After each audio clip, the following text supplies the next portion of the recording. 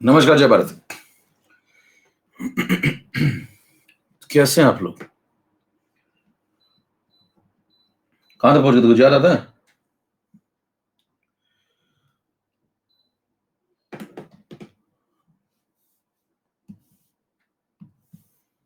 हम्म, कुछ नहीं याद आ रहा।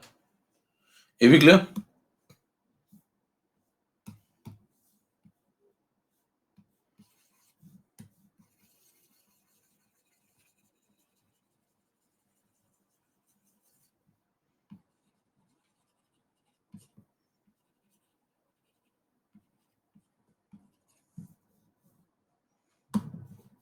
हम्म, ये भी क्लियर? फटाफट ये भी लिख दो भैया, अंगूठा दिखा दो जल्दी से। ओके, ठीक है। स्पेशल केस चल लेते हैं। Okay okay okay. H2SO4 वाला केस करा दिया था आपको, है ना? स्टार्ट करें?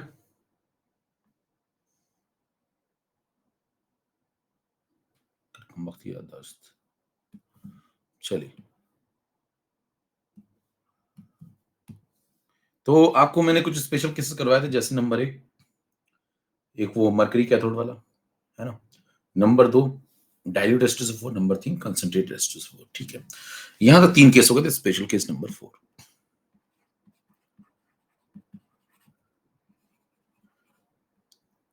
अब इतनी बातें अगर आपको पूरी प्रॉपर समझ में आ गई, तो एक और इंपॉर्टेंट केस होता है,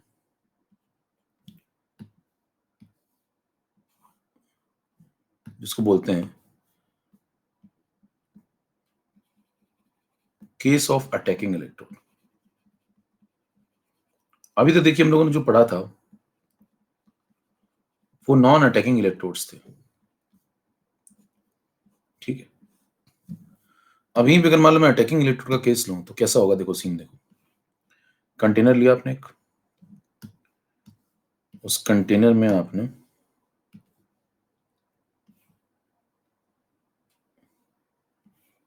दो इलेक्ट्रोड ले लिए, और दोनों इलेक्ट्रोड कॉपर के हैं। ठीक है, फिर इसके अंदर मैंने कॉपर सल्फेट का सॉल्यूशन भर दिया, एक्वस। फिर इन दोनों को कनेक्ट कर दो बैटरी से। ये लो बैटरी। ठीक है, अब उसके बाद यहां पे सर्किट चलाओ। अब देखिए सर्किट चलाएंगे तो क्या होगा? इस तरफ करंट फ्लो करेगी। सबसे पहले जब इस तरफ करंट फ्लो करेगी, तो इसके अपोजिट डायरेक्शन में इलेक्ट्रॉन का फ्लो होगा। तो इलेक्ट्रॉन का फ्लो जब इस तरफ होगा, तो ये वाली जो रॉड है, इस पर नेगेटिव चार्ज क्रिएट हो जाएगा, और ये वाली जो रॉड है, इस पर पॉजिटिव चार्ज क्रिएट हो जाएगा। तो एक एनोड बन जाएगी, एक कैथोड बन जाएगी। ठीक है, अब उसके बाद क्या होगा वो समझते हैं जरा। पॉसिबिलिटीज देखिए अब जरा, है ना? पॉसिबिलिटीज में अगर देखा जाए, कौन कौन ऐसे लोग हैं जो यहाँ पे रिड्यूस या ऑक्सीडाइज हो सकते हैं, जिनके चांसेस हैं, उनकी लिस्ट बना लेते हैं जरा। देखिए यहाँ पे कौन कौन यहाँ मौजूद है। पहले बताओ, कॉपर सल्फेट का सॉल्यूशन है, तो उसकी वजह से कौन कौन आएगा सिस्टम में?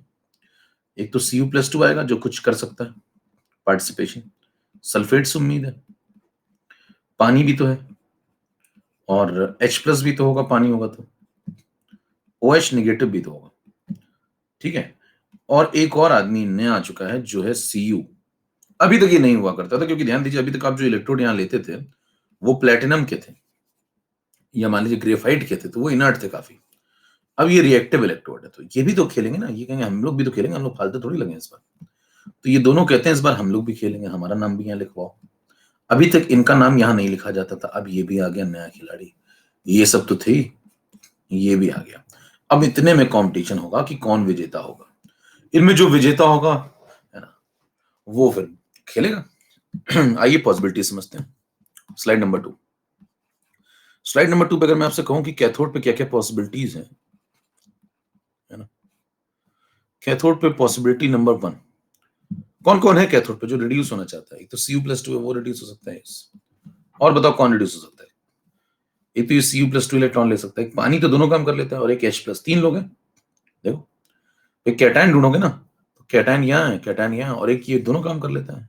एनायन तो नहीं ढूंढोगे ना। और न्यूट्रल आदमी थोड़ी इलेक्ट्रॉन ले लेगा, ये मेटल थोड़ी इलेक्ट्रॉन लेगा। तो बताइए Cu+2 है, और कौन है भैया?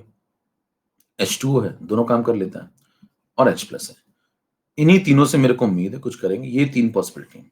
इनमें से ध्यान दीजिए, एक पॉसिबिलिटी को तुरंत क्रॉस लगा दिया जाए। कौन सी वाली? प्रोटॉन वाली। क्यों प्रोटॉन वाली पॉसिबिलिटी पे क्रॉस लगा दिया तुरंत? बात भी नहीं की इससे। कहेंगे भाई साहब तुम्हारा अमाउंट तो बहुत कम ही आएगा क्योंकि तुम इस बार फिर से पानी से ही आ रहे हो। क्या H2SO4 का जमाना हो गया उसका। H2SO4 कहने कहाँ गया? करे हो गया उसका, गया पिछली क्लास में। अब नई क्लास है, आज मंडे है, समझ पा रहे हैं? वो संडे को था, मंडे को मुझे बड़ा काम है, समझ पा रहे हो? एक पल भी ना रहा। तो गाना सुना है? तो अब देखो यहाँ पे देखो H प्लस बहुत कम है, तो H प्लस जो है बहुत कम है, तो उसको छोड़ देंगे, छोड़िए उसको। अब बचे 2 खिलाड़ी, 1 नंबर 2 नंबर, इनमें कॉम्पिटिशन होगा। पॉसिबिलिटी नंबर 1, पॉसिबिलिटी नंबर 2, आइए बनाए। पॉसिबिलिटी नंबर 1 कहती है कि Cu+2 को रिड्यूस कर दिया जाए और ये 2 इलेक्ट्रॉन लेकर के Cu में बदल जाए। पॉसिबिलिटी नंबर 2 कहती है कि पानी इलेक्ट्रॉन रिसीव करे और वो रिड्यूस होकर के H2 बनाए और साथ में OH नेगेटिव फ्री कर दे। बैलेंस करेंगे तो ऐसा लिख सकते हैं, ठीक है।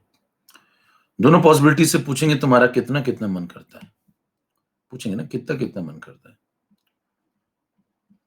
समझ चुके हैं आप कंसेप्ट? तो पूछेंगे ना ये बात। तो बताए पहली वाली क्या कहेगी? क्या कि हमारा एसआरपी देख लो, पता चल जाएगा हमारा कितना मन करता है। तो इसका एसआरपी देख लो, दूसरी वाली का भी एसआरपी देख लो। अब तो पहली वाली का एसआरपी देखोगे तो कॉपर कहां मिलता है आपको? सीरीज में हाइड्रोजन से भी नीचे, हाइड्रोजन से भी नीचे। और जो हाइड्रोजन से नीचे मिलेगा उनके एसआरपी कैसे होते हैं? पॉजिटिव। समझ पा रहे हैं? तो आप चेक करेंगे तो इसका डेटा आपको मिलेगा 0.34 पॉजिटिव में। और आप पढ़ भी चुके हैं, जब आप डैनियल सेल का निकाल लेते डेटा तो वहां इसकी चर्चा भी हुई थी, है ना? डैनियल सेल का निकाल लेते ना, तो उस समय चर्चा हुई थी इसकी। पानी का जो रिडक्शन पोटेंशियल वो आपको पता है, कई बार आप पढ़ चुके हैं, माइनस। अब ये सब पढ़ते पढ़ते ध्यान हो जाता है। अब यही मैं कह रहा हूँ, ये सब रटना नहीं होता है। सवाल इतनी बार आपके सामने से गुजरा है कि आपको कॉपर का याद हो गया होगा ना पढ़ते पढ़ते। जिंक का नेगेटिव में आया था, है ना? कॉपर का पॉजिटिव में आया था, फिर 1.10 पोटेंशियल आ गया था ओवरऑल डैनियल सेल का। याद है? क्या तुम्हें याद है? मुझे ये सब बातें क्यों नहीं याद रहती? क्या मैं पैदल हूं? आइए नेक्स्ट पॉइंट पे, जो है सो है, उसमें क्या है। नेक्स्ट पॉइंट है एनोड। एनोड पे क्या सीन चल रहा है? पहले पॉसिबिलिटी लिख लेते हैं फिर खेलते हैं। एनोड पे बताइए कौन कौन खिलाड़ी, कौन कौन है खिलाड़ी? खिलाड़ी देखिए, एनोड पे वो आएगा जो ऑक्सीडाइज हो सकता है। ऑक्सीडाइज मतलब इलेक्ट्रॉन निकाल सके, जो है ना, इलेक्ट्रॉन निकाल सके। तो इसका तो हो गया, इसको छोड़ दो। इसका भी हो गया, ये तो हटा ही दो, कैटायन तो हट गया ना भाई। एनोड पे तो एनायन पे बात करेंगे, तो एक तो ये आएगा, एक ये आएगा। ये दो लोग ऑक्सीडाइज हो सकते हैं, इलेक्ट्रॉन निकाल सकते हैं, नेगेटिव चार्ज है इनके ऊपर। और एक और आएगा, पानी भी आएगा। पानी भी तो आएगा, पानी दोनों काम कर लेता है ना, तो पानी भी आएगा, तो 3 हो गए। और एक और आएगा, कौन? कॉपर। कॉपर कहेगा हम भी तो खेलेंगे इस बार, हमें भूल गए, हमें लाए क्यों फिर? अभी इधर प्लेटिनम चल रहा था, हमें क्यों लाया फिर? हमें खिलाओ, हम भी तो खेलते हैं। कॉपर से पूछेंगे कैसे खेलोगे तुम? कह रहा कि मैं इलेक्ट्रॉन निकाल सकता हूँ और Cu+2 में कन्वर्ट हो जाऊंगा, तो मैं ऑक्सीडाइज हो सकता हूँ, तो मेरे को खिलाओ। तो एक ये हो गया, एक OH हो गया, एक सल्फेट हो गया, एक पानी। कंसेप्ट समझ पा रहे हैं आप? ये नहीं कि बस आपको रटा दिया टैगिंग इलेक्ट्रोड कॉपर का होता है जैसे जगह तब, है ना? माओ माओ करके मत पढ़ाइए। पढ़ाना है तो मतलब ऐसा पढ़ाइए कि मतलब तारीखों में लिखा जाए गुरु। काम ऐसा होना चाहिए कि मतलब, समझ रहे हो? आओ समझे, इसको चाय पिलाएं। देखिए सबसे पहले एक तो कॉपर है, एक पानी है, तीसरी पॉसिबिलिटी जो ऑक्सीडाइज हो सकती है वो है सल्फेट, और चौथी पॉसिबिलिटी जो ऑक्सीडाइज हो सकती है वो है OH नेगेटिव। इनमें से एक के ऊपर मैं तुरंत क्रॉस लगा दूंगा। कौन सी वाली? OH negative. इस पे कहूंगा तुमसे ना हो पाएगा। कारण बताओ, नोटिस ने जारी किया तो कह देंगे तुम्हारा अमाउंट बहुत कम है, तुम बैठ जाओ आराम से। कह रहा ऐसा क्यों बोला? कह रहा जैसे H+ को बोला वैसे तुमको बोला। कह रहे तुम्हारा भी सोर्स तो पानी ही है। आयनिक इक्विलिब्रियम केशव 10⁻⁻7 बोला। अब बचे 3 खिलाड़ी। अभी जो 3 खिलाड़ी हैं उनमें से आप चर्चा करना शुरू करिए, कौन विजेता होगा। अब देखिए इन 3 खिलाड़ियों में विजेता वो होगा जो कभी किसी से ना हारे। देखिए विजेता वही होता है ना? वर्चस्व उसी का होता है। वर्चस्व का मतलब समझते हैं? वर्चस्व का मतलब जिसके ऊपर कोई नहीं और जिसके बराबर कोई नहीं। वर्चस्व, वर्चस्व एक का ही होता है हमेशा से, प्रकृति का नियम है। तो देखिए कॉपर, H2 और सल्फेट 3 खिलाड़ी हैं। वर्चस्व किसका होगा? वर्चस्व उसका होगा जो कभी किसी से ना हारे। जो कभी किसी से ना हारे, मतलब अगर कोई हार गया तो उसका वर्चस्व इसका मतलब नहीं हो सकता, उसको हटा दिया जाए। तो बताइए, पानी और सल्फेट में आपको पता है, आपने रूल पढ़े हुए हैं, सवाल भी लगाए हुए हैं। पानी और सल्फेट में अगर आप पोटेंशियल देखते हैं, लिख लेते हैं, अगर आपको नहीं समझना तो लिख लीजिए, तीनों पोटेंशियल लिख लो। पॉसिबिलिटी नंबर 1 वैसे तो आपको पता है, लेकिन लिख ही लेते हैं। पॉसिबिलिटी नंबर 2, पॉसिबिलिटी तीनों लिख लेते हैं, चलो। ये वाली और ये वाली तीनों पॉसिबिलिटी लिख लेते हैं। कॉपर बताइए ऑक्सीडाइज होगा तो क्या कर सकता है, वो ये बनाएगा, ठीक है। पानी अगर ऑक्सीडाइज होगा तो बताओ क्या बनाता है, O2 बनाता है। अब तक तो आपको पढ़ते पढ़ते दिमाग में सेट हो गया होगा। O2 बनेगा तो प्रोटॉन फ्री हो जाएगा, इलेक्ट्रॉन फ्री हो जाएगा, ये सब आपको पढ़ते पढ़ते दिमाग में सेट हो जाता है। 2H2O 1O2 4H positive 4 electron, इतनी बार आप रिएक्शन लिखेंगे कि सेट हो जाएगा, रटना नहीं होता कुछ भी।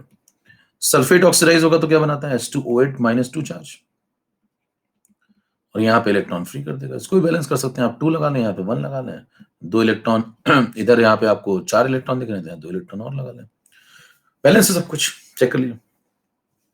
अब इनसे पूछा जाएगा भाई तुम लोग में कौन जीतेगा, तो इन्होंने कहा हमारा मन देख लो, कितना मन करता है किसका, तो कहेंगे एसओपी देखना पड़ेगा, इसका मतलब तीनों का एसओपी लेकर के आओ भैया मार्केट में, तभी समझ में आएगा।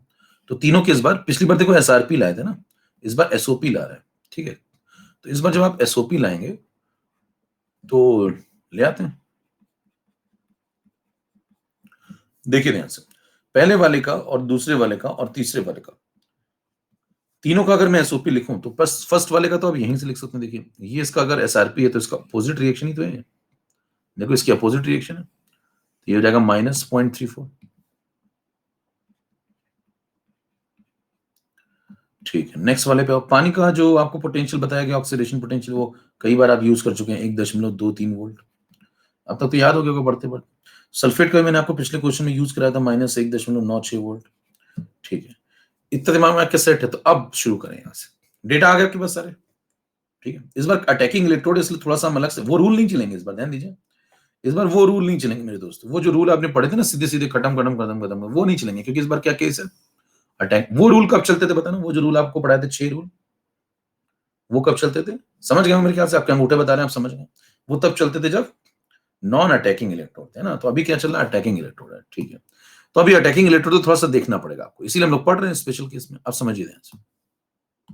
नंबर 1 पे जब आप कैथोड पे चर्चा करना शुरू करेंगे, कौन विजेता होगा, तो कैथोड पे आप चर्चा करिए कौन ज्यादा पोटेंशियल रख रहा है, देखो ये टेंडेंसी ज्यादा रख रहा है, देखो ये पॉजिटिव में, नीचे वाला नेगेटिव में, तो ऊपर वाला टेंडेंसी जोरदार रख रहा है, और इसका अमाउंट भी अच्छा खासा ही है, भाई कॉपर सल्फेट मिला ही हुआ है, तो इसका मन भी ज्यादा करता है पॉसिबिलिटी नंबर 1 का, देखो पॉसिबिलिटी नंबर 1 का मन भी ज्यादा करता है, ये देखो मन भी ज्यादा करता है, और इसका अमाउंट भी अच्छा खासा है, तो मन भी ज्यादा अमाउंट भी अच्छा खासा, इसको जिता देंगे।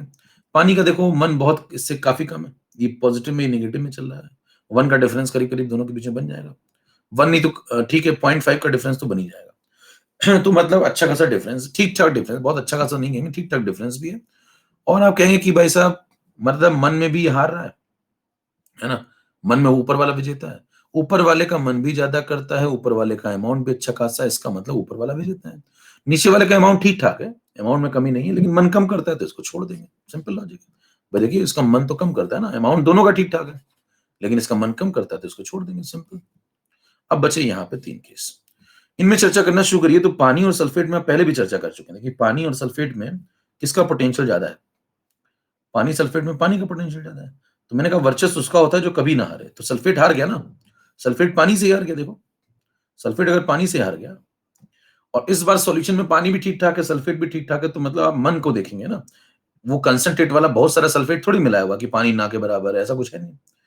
तो आप कहेंगे भाई साहब इस बार पॉसिबिलिटी नंबर 3 को सिरे से खारिज कर दिया जाएगा, क्योंकि इसका मन कम करता है, ऊपर वाले को जिता देंगे, तो इन दोनों में तो ये जीत गया। अब बचे 2 possibility, possibility number 1, possibility number 2, ठीक है, इतना पॉइंट समझ में आया। अब इन दोनों में देखिए ऊपर वाले का मन ज्यादा करता है, और अमाउंट सबका ठीक ठाक है, अमाउंट में इस बार किसी की कमी नहीं है, कोई ऐसा नहीं कि बहुत नेग्लिजिबल अमाउंट में, सब ठीक ठाक अमाउंट में। तो आप क्या बोलेंगे कि भाई साहब इस बार अमाउंट सबका ही ठीक ठाक है, तो कॉपर की रॉड भी तो लगी पड़ी है, इसका अमाउंट भी ठीक ठाक है, और इसका देखो मन भी ज्यादा करता है, देखो तो इसका मन सबसे ज्यादा करता है तीनों में, इसका मन सबसे ज्यादा करता है, और इसका अमाउंट भी ठीक ठाक है, तो इसको ले लेंगे और पानी को छोड़ देंगे। तो बताइए वर्चस्व किसका होगा, दोनों जगह कॉपर का ही वर्चस्व है, ये भी उसी तरह खेल रहा है, देखिए यत्र तत्र सर्वत्र, तो दोनों जगह कॉपर का ही वर्चस्व है, यहां भी कॉपर खेल रहा है, यहां भी कॉपर खेल रहा है। देखिए अभी तक ऐसा कभी केस आपको नहीं मिला था कि एनोड और कैथोड दोनों जगह एक ही इलेक्ट्रोड विजेता हो। ऐसा पहली बार हुआ है 10-12 लेक्चर में कि पहली बार एक ही जगह पे, एक ही जगह में एक केस के अंदर कॉपर यहां भी विजेता है, कॉपर यहां भी विजेता है। मतलब कॉपर ने बाकी सबको दोनों जगह ध्वस्त कर दिया। जब ऐसा होगा तो आप कहेंगे ऐसे इलेक्ट्रोड को नाम दिया जाएगा कि तुम अटैकिंग इलेक्ट्रोड हो, आक्रामक इलेक्ट्रोड है। आक्रामक व्यक्ति वही होता है जो कभी किसी को मतलब उठने का मौका ना दे। ये आक्रामक है बहुत, है ना? डिफेंसिव नहीं खेलता है। तो आप देखिए ध्यान से खेलिए। तो अब यहाँ पे 3 नंबर स्लाइड, 3 नंबर स्लाइड में अगर आप चर्चा करें तो मैं अगर कंक्लूजन दूं आपको, तो कैथोड और एनोड दो जगह पे आप चर्चा कर रहे थे। तो आपसे पूछा जाए कैथोड पे कौन कौन खिलाड़ी मिले आपको, एनोड पे कौन कौन खिलाड़ी मिले। शॉर्ट में अगर बात करें, उतना नहीं करना चाहते मान लीजिए, है ना, मान लीजिए आप उतना नहीं पढ़ना चाहते, तो कैथोड पे खिलाड़ी था एक Cu+2, एक पानी की पॉसिबिलिटी थी, और एक जो H+ था वो रिड्यूस हो सकता था। एनोड पे पॉसिबिलिटी थी एक कॉपर की, एक पानी की, और एक सल्फेट की, और एक पानी, एक OH नेगेटिव की, है ना। तो ये सब पॉसिबिलिटीज थी। अब इनमें से देखिए, यहीं पे आप जज कर सकते हैं, उतना नहीं पढ़ना चाहते तो यहीं भी जज कर सकते हैं। चेक करिए ध्यान से। तो यहां पे जो H+ वाली पॉसिबिलिटी और OH वाली पॉसिबिलिटी, इसको तो तुरंत काट देंगे, दो खत्म हो गए। यहां देखिए पानी और सल्फेट में पानी जीतता है। पानी, आपने रूल भी पढ़े हुए हैं, रूल पोटेंशियल से तो आए थे। कोई नॉर्मल पोटेंशियल से अगर देखें तो पानी जीत रहा होता सल्फेट से, कानून के हिसाब से भी अगर देखें तो पानी जीत रहा होता। तो वही रूल यहां भी लग रहा है, भाई कंसेप्ट तो वही लगेगा ना, डेटा ही से लगेगा। तो पानी देखो जीत रहा है सल्फेट से, पानी जीत रहा है तो सल्फेट को हरा दिया मैंने, सल्फेट को छोड़ दिया। अब बचे ऊपर ऊपर देखिए दो खिलाड़ी, यहां भी दो, यहां भी दो, यहां भी कॉपर पानी, यहां भी कॉपर पानी। तो कॉपर यहां भी जीतता है पानी से, कॉपर यहां भी जीतता है पानी से, पानी दोनों जगह हारता है। अब सवाल उठता है कॉपर दोनों जगह कैसे जीत गया।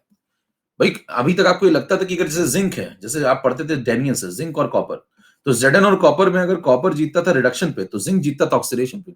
भाई अगर एक आदमी रिडक्शन पे जीत रहा है तो दूसरा वाला फिर ऑक्सीडेशन पे जीतता था ना। अब की बार ऐसा हो गया कि भाई साहब दोनों जगह एक ही आदमी जीत गया। ऐसा क्यों हो गया, पानी दोनों जगह कैसे हार गया।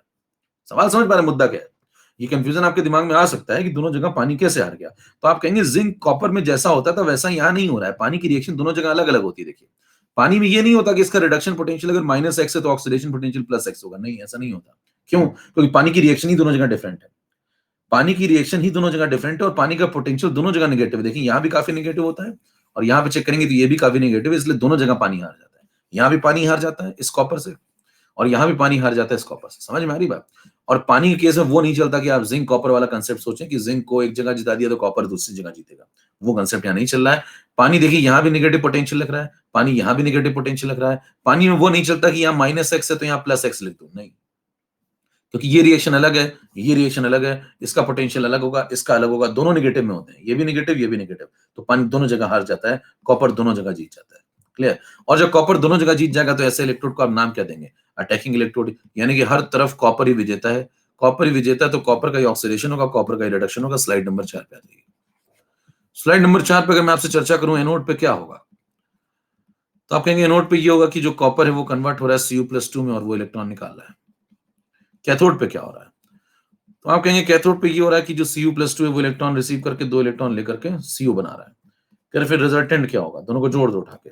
जैसे आप दोनों को जोड़ेंगे तो आपको फाइनल से रिएक्शन मिल जाएगी। यहाँ पे देखिए इलेक्ट्रॉन से इलेक्ट्रॉन का कैंसिल होना आज भी जरूरी है, पहली क्लास से सब चल रहा है, जब से सब आप पढ़ रहे हैं, और आज भी देखिए कैंसिल होना तो जरूरी है। फिर आप कहेंगे फाइनल रिएक्शन क्या है, कहेंगे सब काट दूं क्या, फिर ये कॉपर से कॉपर काट दूं, Cu+2 काट दूं, कहते 0 गिव 0। तो ऐसा अत्याचार मत करिएगा, पूरा लिख लीजिएगा, क्योंकि दोनों तरफ डेटा चेंज हो सकते हैं ना भाई, डेटा तो अलग अलग होंगे। तो ऐसा नहीं कि सब काट कूट के बराबर कर दिया, कहने खत्म हो गया लो। तो आप कहेंगे रिजल्टेंट में क्या हुआ, अगर आपसे पूछे रिजल्टेंट में क्या हुआ, तो रिजल्टेंट अगर आप समझे एक एनोड पे एक कैथोड पे, अगर चलो रिजल्टेंट ऐसे ही समझ लें, ध्यान दीजिए। जैसे मान लीजिए आपको ये सब मिल गया, रिजल्टेंट आपसे पूछा जाए फाइनली क्या मिला भाई, चलो फाइनल बताओ। तो फाइनल एग्जांपल आप कहेंगे कि भाई साहब ये बताओ, ऐसे काट मत देना कॉपर कॉपर, पहली बात तो फाइनली क्या हुआ कि देखो ये कॉपर कन्वर्ट हुआ Cu+2 में और ये Cu+2 कन्वर्ट हुआ Cu में। ठीक है। अब सवाल उठता है क्या ये इलेक्ट्रोलिसिस है, क्या इलेक्ट्रोलिसिस है। जितने लोग कहते हैं यस वो लोग ए टाइप ए पोल में लिखेंगे और जितने लोग कहते हैं नो, यस वाले लिखेंगे ए, बी वाले कहेंगे नो। पोल स्टार्ट हो चुका है आपके पास। क्या इलेक्ट्रोलिसिस हो रही है, देखिए इलेक्ट्रोलिसिस का कांसेप्ट यहां आपने अप्लाई किया ना, सब देखिए बैठे, ये इसको देखिए फिर जवाब दीजिए। क्या यहां पे इलेक्ट्रोलिसिस करवा दिया आपने, एक कह रहा है इजी है, हम पूछे इलेक्ट्रोलिसिस हो रही कि नहीं हो रही, कह रहा इजी है।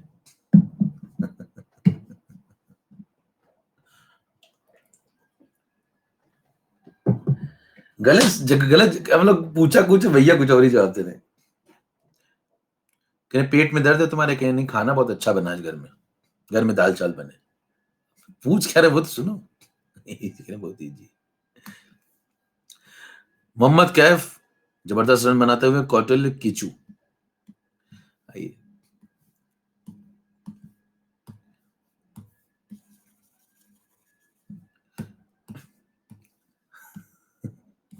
एक सी क्यों बैठे हुए, चलो सुनो ध्यान सुनो। पहली चीज तो भैया ये इलेक्ट्रोलिसिस नहीं है, it is not the example of, सुधारिए अपने concept. It is not an example of. क्या लग तो सब कुछ वैसा ही रहा था।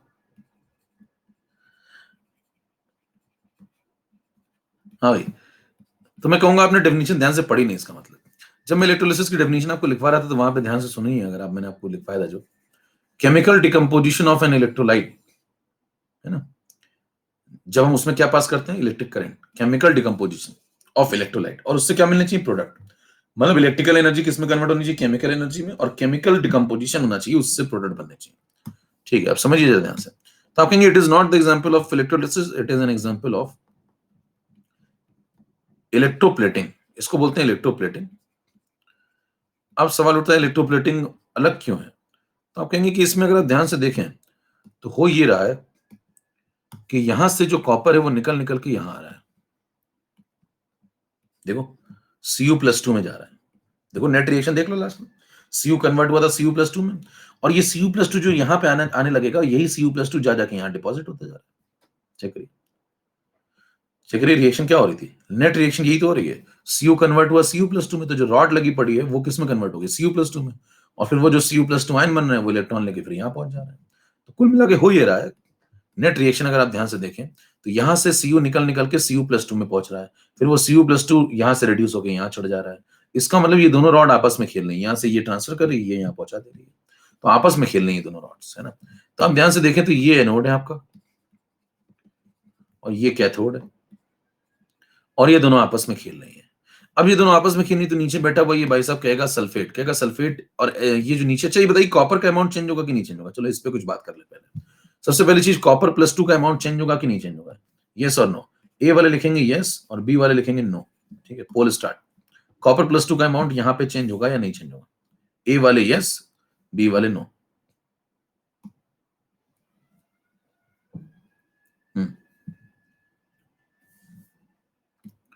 तो मैंने इसको इलेक्ट्रोप्लेटिंग क्यों बोला, इलेक्ट्रोलिसिस क्यों नहीं बोला, उसका रीजन समझिए। पोल चल रहा है, ठीक है, इधर सुनते भी चलिए। रीजन ये है कि there will be no effect, there will be no effect on the concentration of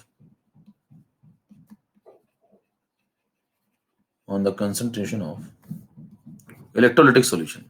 तो जो आप इलेक्ट्रोलिटिक सॉल्यूशन ले रहे हैं उसकी कंसंट्रेशन पे कोई फर्क ही नहीं पड़ रहा। क्यों नहीं फर्क पड़ रहा भैया, 64% ने सही जवाब दिया, मोहम्मद कैफ, केचू और XYZ। देखिए ध्यान से, XYZ, अल्फा बीटा गामा, का रख लो ना। आइए समझे, 5 नंबर पे आइए।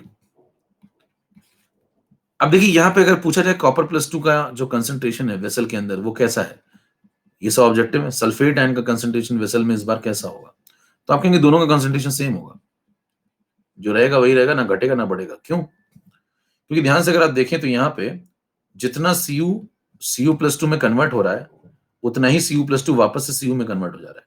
तो कंटेनर में जितना Cu+2 आया, उतना Cu+2 वापस दूसरी रॉड पे जाके जमा हो गया। तो नेट में ना Cu+2 बढ़ेगा ना घटेगा। आप कहेंगे कैसे, जितना आया उतना ही क्यों कन्वर्ट होके जाएगा।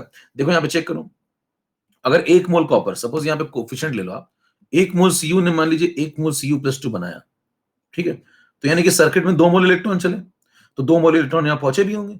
तो अगर 2 मोल इलेक्ट्रॉन यहाँ पहुंचे होंगे तो कंफर्म है कि 1 मोल Cu+2 ने 1 मोल Cu भी बनाया होगा।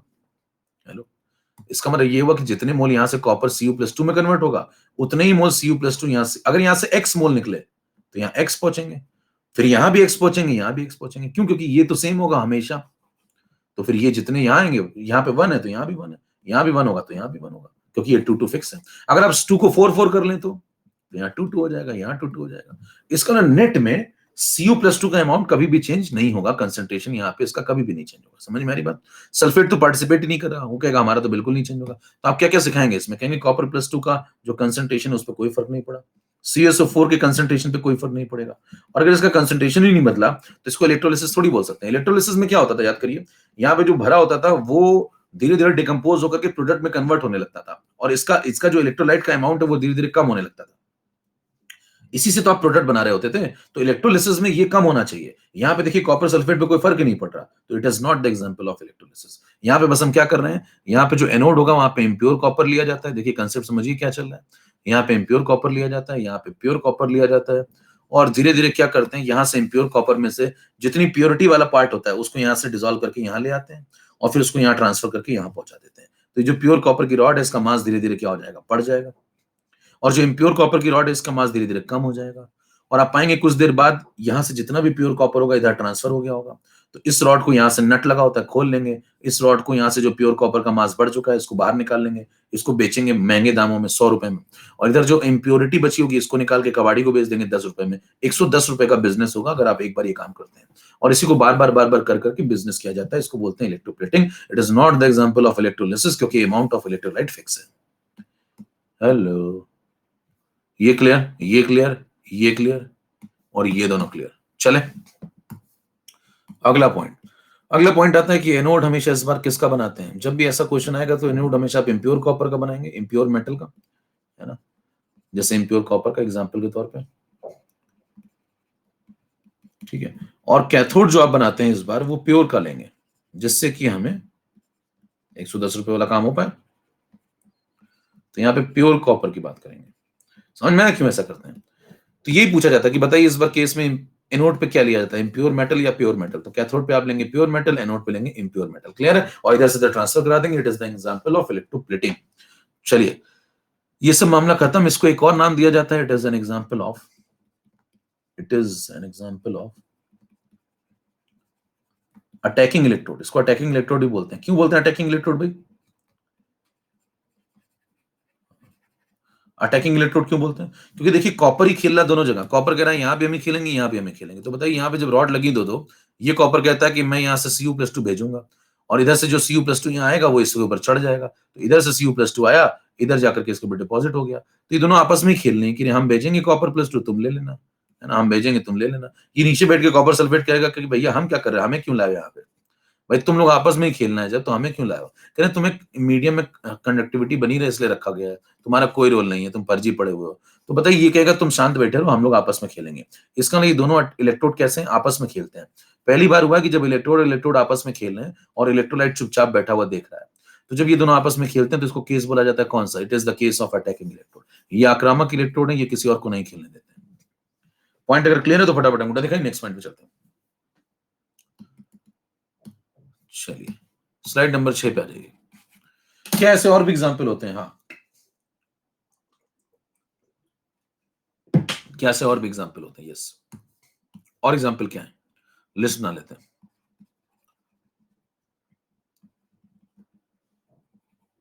Other examples of,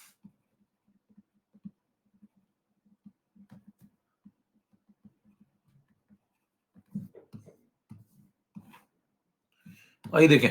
attacking electrode का नंबर एक एग्जाम्पल है यहाँ पे, कॉपर इलेक्ट्रोड्स लीजिए in the presence of CuSO4 solution, जैसा कि भी आपने पढ़ा है ना। दूसरा एग्जाम्पल, दूसरा एग्जाम्पल है सिल्वर ले लीजिए, Ag electrodes in the presence of silver nitrate, silver nitrate solution. तीसरा एग्जाम्पल निकिल ले लो, निकिल में भी ऐसा ही होता है इन द प्रेजेंस। ये सब डेटा से लाया हूं मैं, अपने घर से थोड़ी लाया सब डेटा। ये सब जो बातें मैं लिख रहा हूं ये सब डेटा से, in the presence of NiSO4। अब एक ही करके आप सब नहीं समझ सकते, उसमें बहुत टाइम लगेगा, तो इसलिए कंक्लूड कर लिया जाता है फटाफट। चौथा example copper electrodes in the presence of CuCl2। अच्छा, CuSO4 एक हो गया, तो एक CuCl2, ठीक है। ये 4 एग्जांपल हैं। तो ये 4 फेमस एग्जांपल, इनको आपको दिमाग में रखना है। इन सब में क्या होता है? वही होता है जो भी पीछे हुआ था, बराबर? सब में यही कंसेप्ट चलता है। तो पहला कौन सा? कॉपर इलेक्ट्रोड लीजिए, कॉपर सल्फेट लीजिए, कॉपर इलेक्ट्रोड लीजिए, CuCl2 लीजिए, सिल्वर को सिल्वर नाइट्रेट में डाल दो, निकल को निकल सल्फेट में डाल दो। इन चारों खेल के अंदर ये चारों अटैकिंग इलेक्ट्रोड हैं, और ये चारों उसी तरीके से खेलेंगे जैसे अभी आपने पिछले क्वेश्चन में खेला हुआ है, ठीक? ये किसी और को मौका नहीं देते, आपस में खेलते हैं। मामला क्लियर है? तो मामला डन है, तो यहाँ पे खेल खत्म होता है, और यहां तक आपने पूरा कंक्लूड कर लिया। अब देखिए यहाँ पे एक बार मैं जल्दी से आपको पूरा समरी दे देता हूं, क्या अभी तक हुआ। अभी तक आपने पढ़ा क्वालिटेटिव एनालिसिस, क्वालिटेटिव एनालिसिस खत्म हो चुका है। कितनी बातें आपको ध्यान रखनी है? चलिए फटाफट मैं रिवाइज कर रहा हूं, सुनते जाइए ध्यान से। क्वालिटेटिव एनालिसिस में कितनी बातें आपको दिमाग में रखनी है? सबसे पहले आपको 6 रूल दिमाग में रखने हैं ना। सबसे पहला काम, आपको 6 रूल दिमाग में रखने हैं। कौन कौन से रूल बताइए? मैंने आपको बताया भी था, आपको अगर पढ़ा होगा, आपने रिवाइज किया होगा, तो आपको ध्यान होंगे। नंबर 1 रूल क्या था भैया? नंबर 1 रूल क्या था? कि अगर आपको LiNA ये सब मिल जाते हैं, यानी कि एस ब्लॉक के लोग मिल जाते हैं, तो आप क्या करेंगे? पानी को ले लेंगे और उनको छोड़ देंगे। दूसरा रूल क्या था भाई? सेकंड रूल आपको ये सिखाया गया था कि अगर आपको कभी FeSN Pb Ni कॉपर ये सब मिल जाते हैं, तो आप इन्हें ले लेंगे, पानी को छोड़ देंगे। रिडक्शन का थर्ड रूल, अगर H+ वाली पॉसिबिलिटी जोरदार हो जाती है, तो H+ को लेना पड़ेगा। चौथा रूल, क्लोराइड ब्रोमाइड, ये सब दिमाग में होना चाहिए, ऐसा नहीं मेरे दिमाग पर स्लाइड खोलना है। क्लोराइड ब्रोमाइड आयोडाइड हल्के हल्के एनायन दिखे तो इसका मतलब उनको लेंगे और पानी को छोड़ देंगे ऑक्सीडेशन में, ठीक है। सल्फेट नाइट्रेट फॉस्फेट बड़े बड़े एनायन मिले तो पानी को ले लो, इनको छोड़ दो। छठा रूल था OH वाली पॉसिबिलिटी अगर अच्छी मिल जाए तो उसको भी लेना पड़ेगा। ये खत्म होने के बाद आपके 4-5 सवाल लग गए थे लाइन से। फिर आगे स्पेशल केस। स्पेशल केस में 2-3 बातें ध्यान रखनी है। अगर सोडियम क्लोराइड का सवाल आता है एक्वस मीडियम में और Hg एज अ कैथोड लिया जाता है, तो वहां पर Na+ रिड्यूस होता है और Na बनाता है, ये एक्सेप्शन है। उसका रीजन बताया था मैंने आपको, ऐसा क्यों होता है? क्योंकि पानी का ओवर वोल्टेज बढ़ जाता है। कौन बढ़ा देता है? मरकरी का कैथोड। इसलिए पानी को छोड़ दिया जाता है, Na+ को ले लिया जाता है। बस एक ही जगह अलग होता है मामला, बाकी जगह सेम है। तो Na+ जब यहाँ पे रिड्यूस होगा तो बनाएगा सोडियम, आगे चल के वो एमेल्गम बना लेगा। NaHg फिर से पानी से रिएक्ट करेगा और फिर NaOH बन जाएगा, H2 बन जाएगा और मरकरी फ्री हो जाएगा। ये हो गया स्पेशल केस। 2 स्पेशल केस मैंने आपको बताया था H2SO4 के, वो ध्यान रखने। उसमें क्या लॉजिक है? डाइल्यूट H2SO4 है, दोनों जगह पानी पानी ले लो। कंसंट्रेटेड H2SO4 है, दोनों जगह पानी पानी छोड़ दो, खत्म मामला, ठीक है। अटैकिंग इलेक्ट्रोड में 4 केस आपको दिमाग में रखने, जो अभी आपको बताया गया, खत्म। क्या पूरी क्वालिटेटिव आपके दिमाग में सेट हो रही है, नहीं सेट हो रही? हेलो, चैट ओपन कर लेते हैं एक बार। क्या पूरी क्वालिटेटिव आपके दिमाग में सेट हो गई? यस, हो जाएगा आपसे। क्वालिटेटिव डन,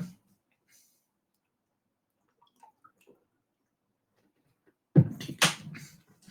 उसके बाद अब आ जाइए क्वांटिटेटिव पे। देखिए क्वांटिटेटिव पढ़ने के हकदार आप तभी हैं जब आपको क्वालिटेटिव आती हो। अगर आपको ये पता हो, देखिए अगर आपको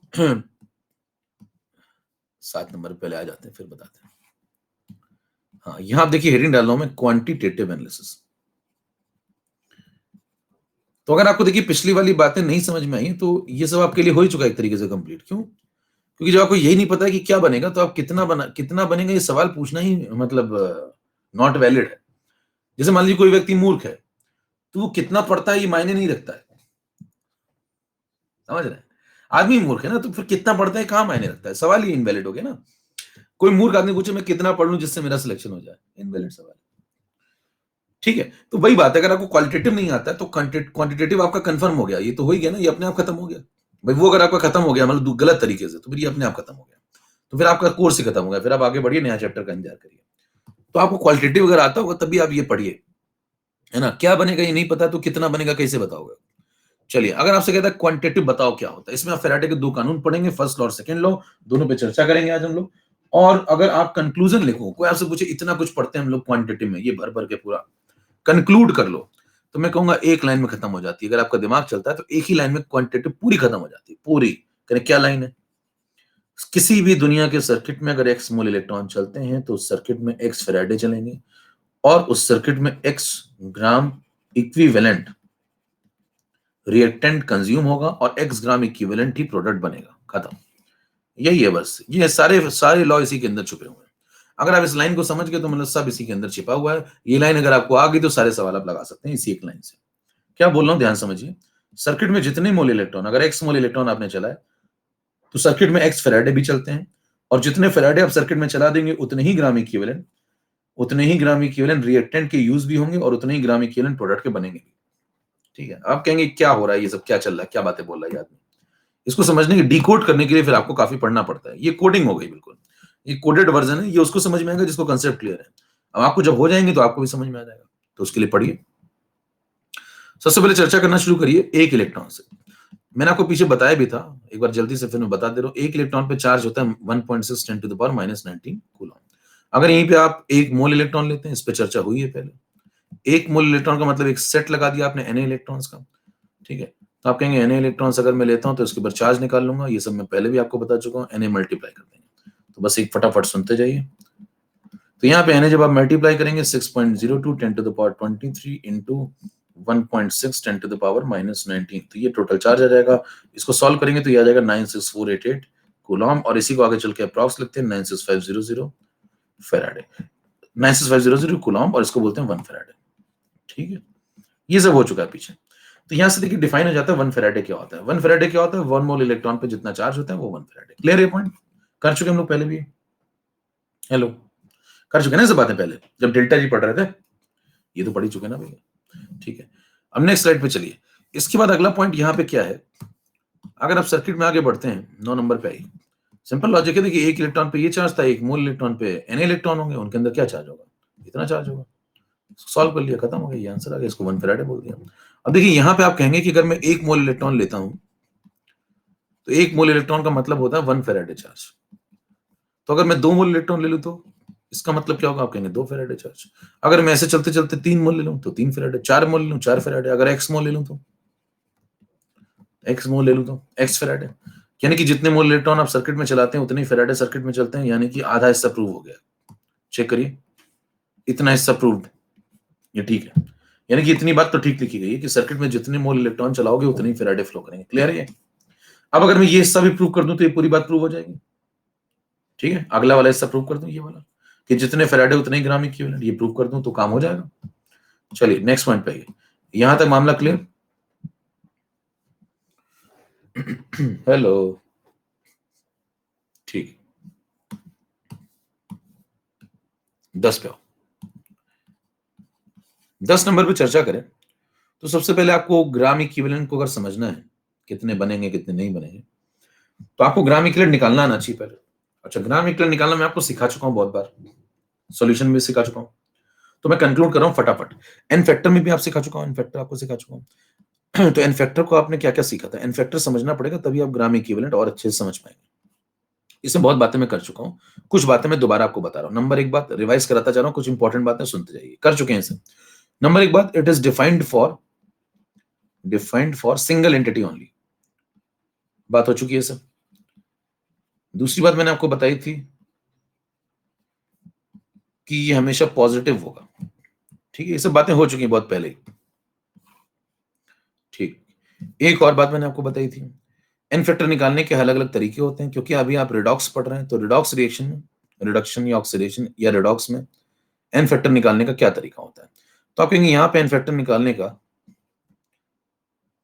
किसी भी एंटिटी का तरीका होगा थोड़ा अलग। नंबर ऑफ इलेक्ट्रॉन्स एक्सचेंज देखने चाहिए पर एंटिटी। एक एंटिटी पे जितने इलेक्ट्रॉन का लेन देन होगा वो एन फैक्टर है। तो आपसे कहेंगे देखिए रिडॉक्स रिएक्शन में अगर किसी एंटिटी का आपको एन फैक्टर निकालना है रिडॉक्स रिएक्शन में, तो आप क्या करेंगे? एन फैक्टर निकालने के लिए नंबर ऑफ इलेक्ट्रॉन का लेन देन देखेंगे पर एंटिटी। एक एंटिटी किसी की पकड़ लेंगे, उस पर जितने इलेक्ट्रॉन का उसने लेन या देन किया होगा या लेन देन किया होगा वही उसका एन फैक्टर है। समझ पा रहे? अब एक एक करके एग्जांपल लीजिए। जब आप सॉल्यूशन पढ़ते थे तो वहां आपको एन फैक्टर पढ़ाया गया था एसिड का, बेस का, सॉल्ट का। अभी आप किसका पढ़ रहे हैं?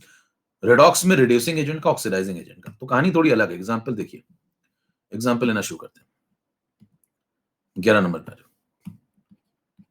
11 नंबर पे अगर एग्जांपल में चर्चा करें, थोड़ी सी एन फैक्टर निकालना सीखिए पहले, क्योंकि एन फैक्टर नहीं आता होगा तो कहानी आगे की सब खत्म है, पूरा फेराडे खत्म हो गया फिर आपका। तो मान लीजिए आपने ये एग्जांपल लिया, आपसे कोई पूछता है कि बताइए Na+ का एन फैक्टर क्या होगा, तो आप कहेंगे इसका एक एंटिटी पकड़ लो, जान जाओगे, है ना। जिसका भी एन फैक्टर जिंदगी में निकालना हो, हमेशा हमेशा उसकी एक एंटिटी को पकड़ लेंगे। तो मैंने इसकी एक एंटिटी को ब्लॉक में लिया, बैलेंस रिएक्शन होनी चाहिए, चेक करिए, बैलेंस है, यस। इसकी एक एंटिटी पे कितने इलेक्ट्रॉन का लेन देन हुआ? एक का, तो इसका एन फैक्टर कितना हो गया? 1। क्लियर? तो इसका एन फैक्टर अगर आपसे कोई पूछे तो आप लिख देंगे एन फैक्टर हो गया 1। कोई पूछे इसका इक्विवेलेंट वेट बताओ जल्दी से, अगर जरूरत पड़े आगे तो मोलर मास कितना? 23, एन फैक्टर कितना? 1, तो आंसर हो गया 23। ओके, इधर आ जाओ यार। कोई ऐसे पूछता है जरा इसका एन फैक्टर निकाल सकते हो? हाँ, बिल्कुल। जिसका भी एन फैक्टर निकालना है उसकी एक एंटिटी को ब्लॉक में लीजिए। यस। उस पे कितने इलेक्ट्रॉन का लेन-देन हुआ वो देख लीजिए। कितने इलेक्ट्रॉन का लेन-देन हुआ? 1 का बैलेंस रिएक्शन है, चेक कर लीजिए। तो एक एंटिटी Na पे 1 इलेक्ट्रॉन का लेन-देन हुआ, यानी कि इसका भी एन फैक्टर कितना है? 1। तो अगर कोई पूछे आपसे सोडियम Na का एन फैक्टर कितना है? तो आप कहेंगे 1। कहेंगे इसका इक्विवेलेंट वेट कितना होगा? तो आप कहेंगे 23 मोलर मास है, एन फैक्टर 1 है तो 23। Next example. क्लियर होता जा रहा है, अंगूठा दिखाते जाइए, जिससे काम स्पीड में होता जाए। नेक्स्ट एग्जांपल आप लेते हैं, जैसे मान लीजिए कुछ अलग ट्रोल लेते हैं, जैसे क्लोराइड ले लीजिए। Example number 2, 2Cl negative gives balance. जरूर किया करिए रिएक्शन, तभी आप समझ पाएंगे कितने इलेक्ट्रॉन का लेन देन हुआ। चलिए, ये रिएक्शन बैलेंस है। ओके, आपसे कहता है कि मेरे को क्लोराइड का एन फैक्टर चाहिए। चलिए मैं आपको पोल करा देता हूं। मेरे से बताना है n factor of chloride. 4 option है आपके पास, A B C D. Answer है 1 2 3 4। जल्दी से पोल करिए। N factor of chloride, poll start हो चुका है। ये लीजिए, इतना टाइम लगना चाहिए, इसका टाइम नहीं लगना चाहिए। 46% का सही है, जमानत जब्त हो चुकी है। फिर सुनिए ध्यान से, इसका मतलब आपके कंसेप्ट अभी क्लियर नहीं है। इसका मतलब आपके कंसेप्ट अभी क्लियर नहीं है, आपको समझने की आवश्यकता है ना? इजी था।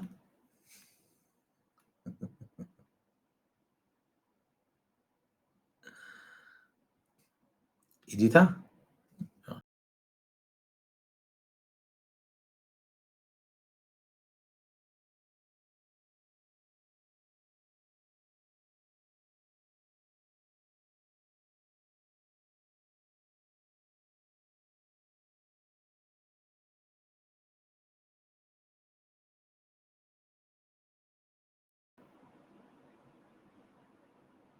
अभी चल रहा है?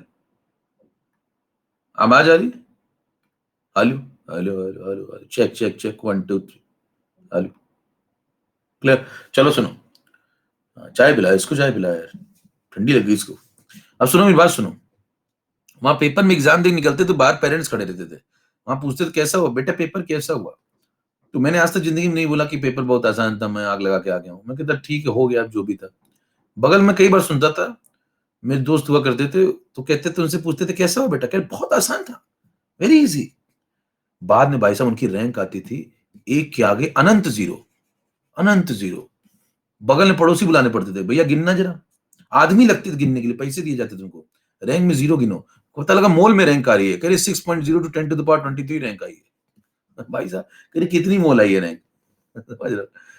तो इस प्रकार के लोग होते हैं। तो इसलिए इजी इजी मत करिए, पढ़िए रैंक से। जिसको पेपर बहुत आसान लगता है ना, जिसको पेपर बहुत आसान लगता है, कि दो व्यक्तियों का कभी सिलेक्शन नहीं होता। एक वो जिनको पेपर हमेशा बहुत कठिन लगता है, जिनको कभी मतलब कठिन से कम लगा ही नहीं जिंदगी में। और एक वो जिनको हमेशा आसान लगता है। दोनों का कुछ नहीं होता, यकीन मानिए, दोनों कुछ नहीं होता। आज तक सिलेक्शन नहीं हुआ उनका। ये सत्य है, कठिन सत्य है, लेकिन सत्य है। तो होता उसी का है जिसको थोड़ा थोड़ा डर लगता है। पेपर में जिसको थोड़ा थोड़ा डर लगा, अगर आपको पेपर से पहले हल्का हल्का डर लग रहा है तो आपका हो सकता है। अगर आपको बिल्कुल डर नहीं लग रहा है तो समझ लीजिए आपका अगला साल आ चुका है। और आपको बहुत डर लग रहा है, एकदम कपकपा रहे हैं, तो भी आपका अगला आ गया है। तैयारी शुरू कर दीजिए। देखिए, क्लोराइड का आपको एन फैक्टर निकालना है, तो आप एक एंटिटी को ब्लॉक में पकड़ेंगे। सबसे पहले रिएक्शन को बैलेंस करेंगे। रिएक्शन बैलेंस है। रिएक्शन जब बैलेंस है तो आप एक एंटिटी पकड़ेंगे हमेशा। मैंने आपको पीछे सिखाया, आपने बात ध्यान से सुनी नहीं। ये मैं कहता हूं, बात बहुत ध्यान सुना करिए। मैं कोई भी लाइन लिखता हूं, हर लाइन का मतलब होता है। ये मैं पहले भी आपको बता चुका था, लेकिन दोबारा मैंने लिखा यहाँ पे कि defined for single entity only. कोई व्यक्ति आपसे क्लोराइड का एन फैक्टर पूछा है तो क्या आप दो क्लोराइड का बताएंगे? क्या सिंगल का बताएंगे ना? तो दो एंटिटी अगर आप यहां बैलेंस करेंगे, दो एंटिटी लेते हैं, तो दो एंटिटी पे दो का चेंज है, तो एक एंटिटी पे कितने का चेंज होगा? एक का चेंज होगा। तो एन फैक्टर क्लोराइड का कितना होगा? पर एंटिटी पे देखा जाएगा। तो एन फैक्टर हमेशा जिंदगी में सीखिए, पर एंटिटी पे देखा जाता है। ओके, तो बताइए इक्विवेलेंट वेट अगर आपसे कोई पूछे क्लोराइड का कितना होगा, तो मोलर मास कितना है? 35.5। ठीक है, एन फैक्टर कितना? 1। तो आंसर आएगा 35.5। ये सब आगे जरूरत पड़ेगी, ये सब असलहे इकट्ठे किए जा रहे हैं। आपसे पूछता है Cl2 का एन फैक्टर क्या होगा? Cl2 का एन फैक्टर क्या होगा? ABCD 4 ऑप्शन है, जल्दी से पोल करिए 1 2 3 4। Cl2 का एन फैक्टर बताना है, पोल स्टार्ट हो चुका है।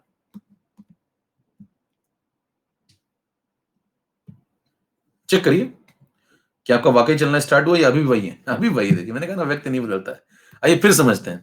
फिर लोग गलत हो गया, फिर लोग गलत हो गया। अब देखिए, इस बार आपको Cl2 का एन फैक्टर देखना था। तो एन फैक्टर जब आपको Cl2, इससे पहचान पा रहे हैं आप कौन है? इसलिए मतलब मैं कह रहा हूं, पढ़िए ध्यान से, आराम से। अगला चैप्टर कब शुरू होगा, ये वाला कब खत्म होगा, आता कुछ है नहीं तुम्हें। अगला चैप्टर पढ़ क्या कर लोगे? पिछला ही नहीं सही से हुआ तुम्हारा, तो अगला करके क्या कर लोगे? ये पूछो अगला फॉर्म कब आएगा, कीचू XYZ अमोल। इसलिए पढ़ो ध्यान से। है ना, फैंटम मत बनो, नहीं डोगा उठा ले जाए तुम्हें रात को। अब देखो एन फैक्टर ऑफ Cl2 सुनो, देखिए जब भी आप किसी का भी एन फैक्टर निकालेंगे तो एक एंटिटी पकड़ेंगे, तो बताइए आपने इसकी एक एंटिटी पकड़ ली, एक एंटिटी किसकी, Cl2 की, एन फैक्टर किसका बताना है, Cl2 का, तो एन फैक्टर बताना है Cl2 का, तो Cl2 की एक एंटिटी पकड़ी, और एक एंटिटी Cl2 पे कितने का चेंज है, 2 इलेक्ट्रॉन का, तो एन फैक्टर कितना हुआ, 2। पॉइंट समझ में आता है, उठा दिखाइए। हेलो, समझ में आ रही बात? चलिए इक्विवेलेंट वेट निकालिए Cl2 का। Cl2 का मोलर मास कितना है, 71। मोलर मास के बाद एन फैक्टर डिवाइड कर दीजिए, 71/2, यानी कि आंसर आया 35.5। कहानी से शिक्षा क्या मिली, कहानी से शिक्षा ये मिली Cl2 का ई निकालो, चाहे क्लोराइड का ई निकालो, दोनों का ई सेम आता है। कहानी से पहली शिक्षा ये मिली, दोनों का ई सेम आता है। दूसरी शिक्षा ये मिली कि दोनों का एन फैक्टर डिफरेंट आता है। यस, एन फैक्टर दोनों का डिफरेंट है, मोलर मास दोनों का डिफरेंट है, लेकिन इक्विवेलेंट वेट दोनों का सेम। क्लियर? चलें, सीख गया आप एन फैक्टर। अब कर लेंगे, अगला पूछूंगा तो 13 नंबर पूछूंगा नहीं अब। आइए अगले पे चलते हैं। लॉ ऑफ इक्विवेलेंस चेक करिए। लॉ ऑफ इक्विवेलेंस आपको क्या सिखाता है, उसकी जरूरत पड़ेगी क्योंकि आपको ये बात प्रूव करनी है। जालिम आदमी है, ये बात प्रूव करनी है आपको। इसमें से आधी बात आप प्रूव कर चुके हैं, बाकी आधी बात आप प्रूव करने जा रहे हैं। आइए चेक करें। लॉ ऑफ इक्विवेलेंस आपने पढ़ा हुआ है,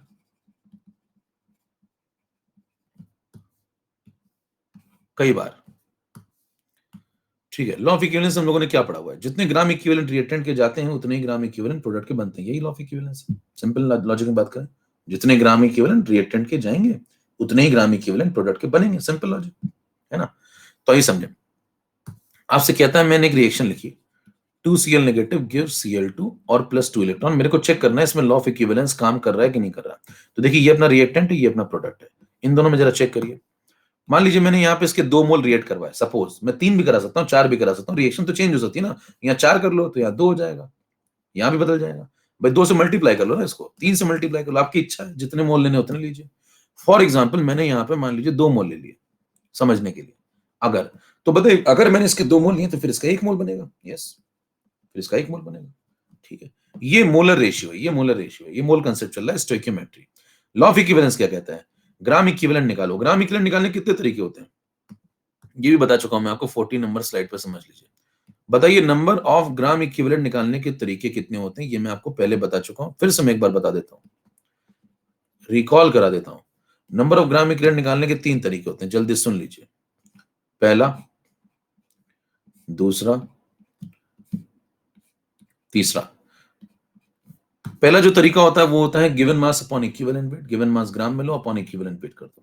दूसरा तरीका होता है मोल्स में फैक्टर मल्टीप्लाई कर दो, और तीसरा तरीका होता है नॉर्मेलिटी में वॉल्यूम इन लीटर मल्टीप्लाई कर दो। सॉल्यूशन चैप्टर हम लोग पढ़ चुके हैं, तो उसमें ये सब तरीके यूज हुए थे। यस, और ये मोल कंसेप्ट में पढ़ चुके हैं हम लोग। क्लियर है? तो अंगूठा दिखाइए, आगे बढ़े। गिवन मास में इक्विवेलेंट वेट डिवाइड कर दो, ग्राम इक्विवेलेंट आ जाते हैं। इसी से ये वाला आया है। इक्विवेलेंट वेट को क्या लिख दो, molar mass upon n factor, तो उससे ये वाला आ जाएगा, है ना। इसको लिख दो molar mass upon n factor, तो एन फैक्टर ऊपर आ जाएगा, देखो यहाँ आ गया। और given mass upon molar mass mole बन जाएगा, तो इसी से ये वाला है। और ये आपने सॉल्यूशन में पढ़ा ही हुआ है। तो तीनों तरीके ठीक है, ठीक है ना। इधर आ जाओ, तीनों तरीके ओके हैं। और उसे कहता है कि भाई साहब कोई भी तरीका लगा के जरा इसका इसका क्या निकालो, ग्राम इक्विवेलेंट। तो क्या करोगे, मोल इंटू एन फैक्टर लगा लेते हैं, ये तरीका।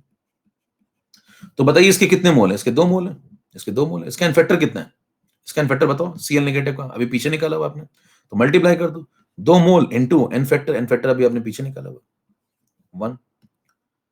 क्लियर है? तो इसका एन फैक्टर आपने निकाला हुआ पीछे, Cl नेगेटिव का 1। इसका एन फैक्टर Cl2 का भी निकाला हुआ है 2।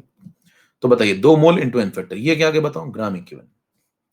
इतने ग्राम इक्विवेलेंट क्लोराइड के यूज्ड हुए, यहां पे चेक करो, तो इसका 1 मोल बना, तो इसका एन फैक्टर कितना है 2, तो 1 into 2 mole into n factor, इतने ग्राम इक्विवेलेंट Cl2 के बने। बताइए दोनों के ग्राम इक्विवेलेंट के बराबर बराबर आ रहे हैं। यस, यही तो लॉ ऑफ इक्विवेलेंस है। जितने ग्राम इक्विवेलेंट रिएक्टेंट के जाएंगे उतने ही ग्राम इक्विवेलेंट प्रोडक्ट के बनेंगे, यही तो लॉ ऑफ इक्विवेलेंस है। क्लियर है मामला? यस। तो आपने लॉ ऑफ इक्विवेलेंस चेक कर लिया, बैठ रहा है यहाँ पे, हर जगह बैठता है वो, तो आप चेक करेंगे हर जगह मिलेगा। अब मुद्दा उठता है वो वाली बात कैसे सही समझाओ। ये 14 हो गया, 15 पे लॉ ऑफ इक्विवेलेंस कैसे सही है, सॉरी वो वाली बात कैसे सही है जो पीछे लिखी ना, ये वाली, ये वाली, इसको प्रूव करने जा रहे हैं। ठीक है, इसमें से इतना हिस्सा तो प्रूव हो गया, इसको प्रूव करने जा रहे हैं कि ये सही है या गलत है। चलिए और एक बार ये प्रूव हो गया तो पूरा फैराडे ही खत्म हो जाता है। देखना ध्यान से, मान लीजिए आपने एक रिएक्शन ली 1 Na प्लस इलेक्ट्रॉन 1 Na, ठीक है। वो वाला फैराडे नहीं पढ़ा रहे हम सस्ता वाला जो किताबों में वो फॉर्मूला लिख दिया W, थोड़ा लॉजिकल पढ़ा रहे हैं, ध्यान सुनिए। तो एक बार में सारा खेल खत्म हो जाएगा। देखिए यहाँ पे जो इन्फेक्टर है इसका वो 1 है, इसका इन्फेक्टर भी आपने निकाला हुआ वो भी 1 है, ठीक है। अब चर्चा शुरू करें।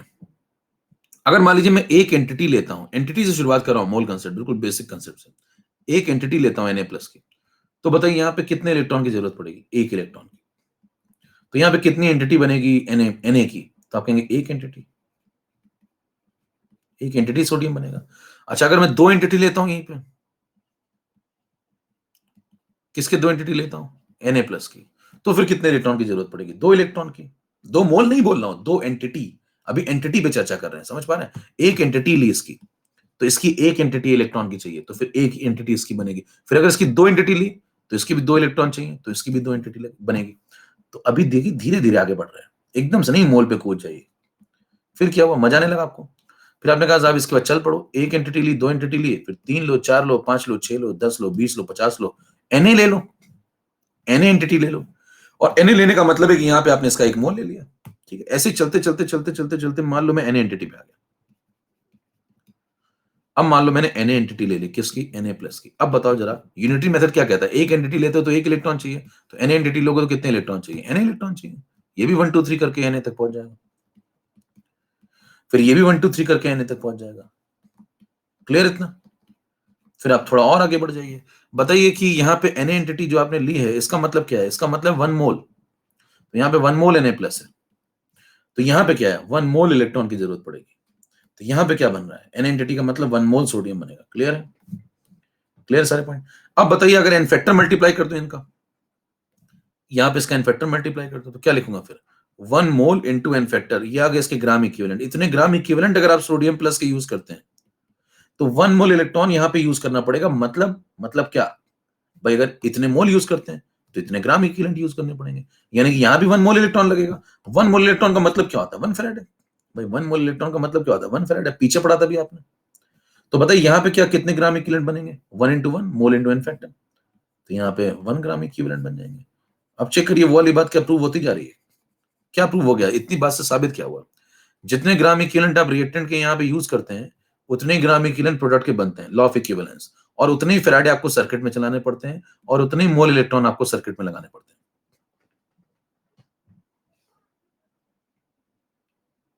खत्म हो गया, इतना ही था।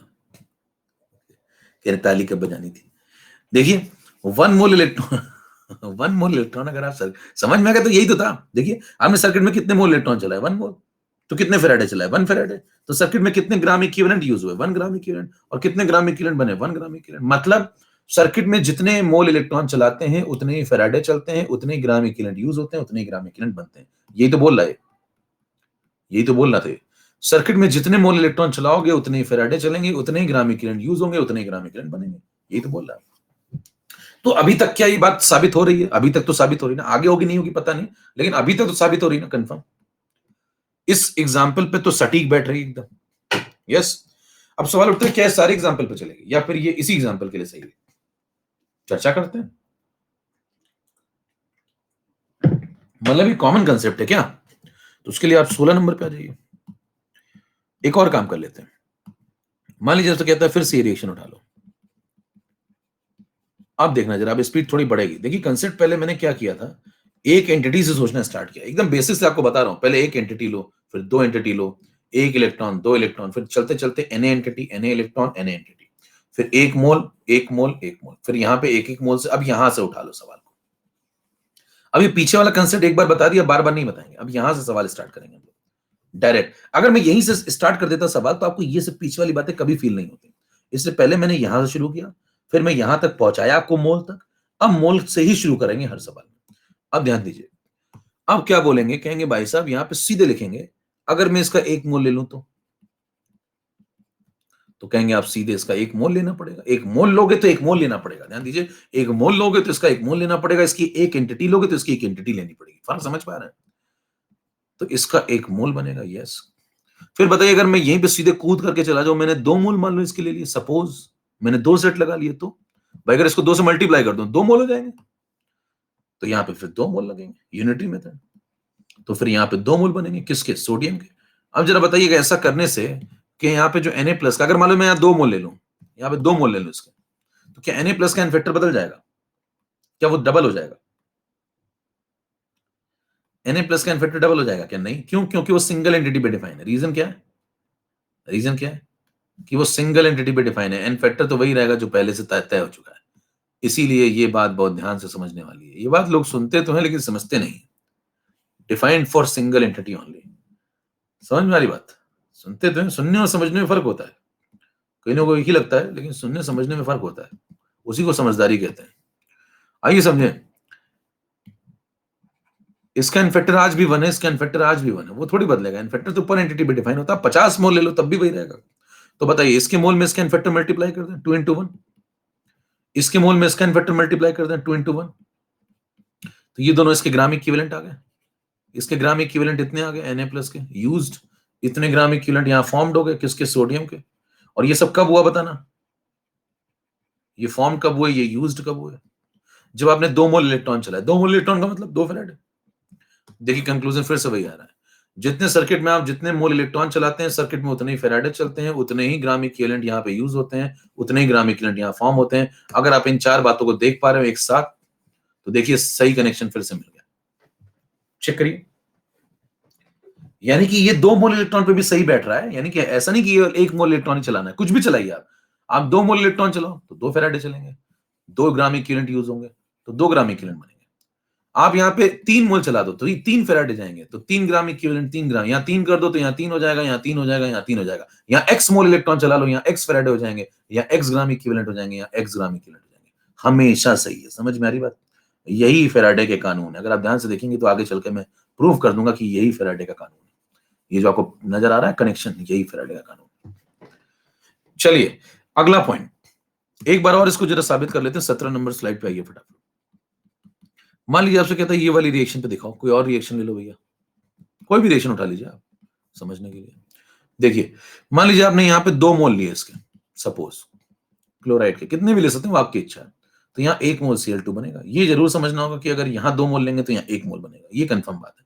तो यहाँ पे कितने मोल इलेक्ट्रॉन की जरूरत पड़ेगी? 2 मोल। ये बैलेंसिंग से पता चलता है। अच्छा इसका इन्फेक्टर मैंने आपको बताया था, इन्फेक्टर क्लोराइड का जल्दी से टाइप करो। इन्फेक्टर क्लोराइड का 1, इन्फेक्टर आना चाहिए। इन्फेक्टर Cl2 का, Cl2 का 2। इन्फेक्टर नहीं आता होगा तो हो गया आपका कोर्स कंप्लीट। वही ठीक है, नेक्स्ट चैप्टर शुरू कर लीजिए। तो बताइए मोल में इन्फेक्टर मल्टीप्लाई कर दें 2 into 1, मोल में इन्फेक्टर मल्टीप्लाई कर दें 1 into 2, तो बताइए क्या ग्राम इक्विवेलेंट आ गए? ग्राम इक्विवेलेंट ऑफ क्लोराइड, ये आ गए ग्राम इक्विवेलेंट ऑफ Cl2।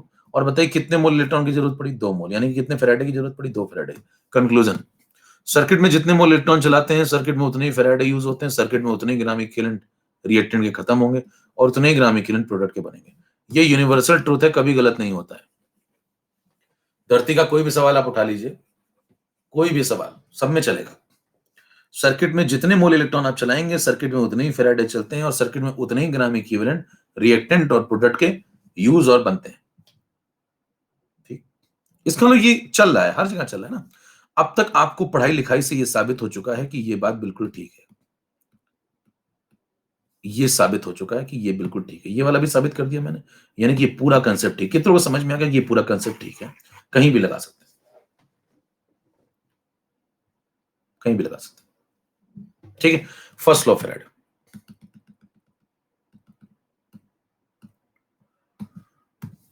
चलिए अब आपको मैं वो बताता हूं जो किताबें लिखती हैं। खत्म। अगर आप देखिए लॉ ऑफ फैराडे खत्म हो चुका है। समझदार लोगों का लॉ ऑफ फैराडे खत्म हो चुका है, उनके सारे सवाल यहीं से लग जाएंगे। लेकिन जैसा कि मैंने कहा, समझदार लोगों का, अब लोकतंत्र में हर प्रकार के लोग होते हैं, कम समझदार, ज्यादा समझदार। अब दूसरा का क्यों समझ जाते हो? मैं तो समझदार ही बोल रहा हूं। आपने मन में कुछ मान लिया होगा लेकिन। चलिए देखिए फर्स्ट लॉ ऑफ फैराडे क्या कहता है? इफ वी सप्लाई, मैं लिख रहा हूं जरा पढ़िए इसको ध्यान से।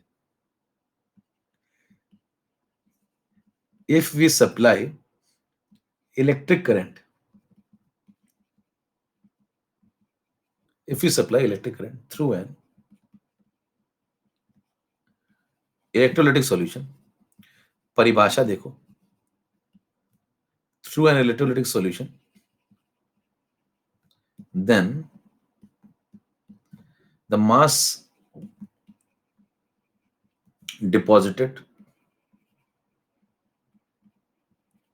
on electrode, या समझी गए मैं कहां डिपॉजिट होगा, will be directly proportional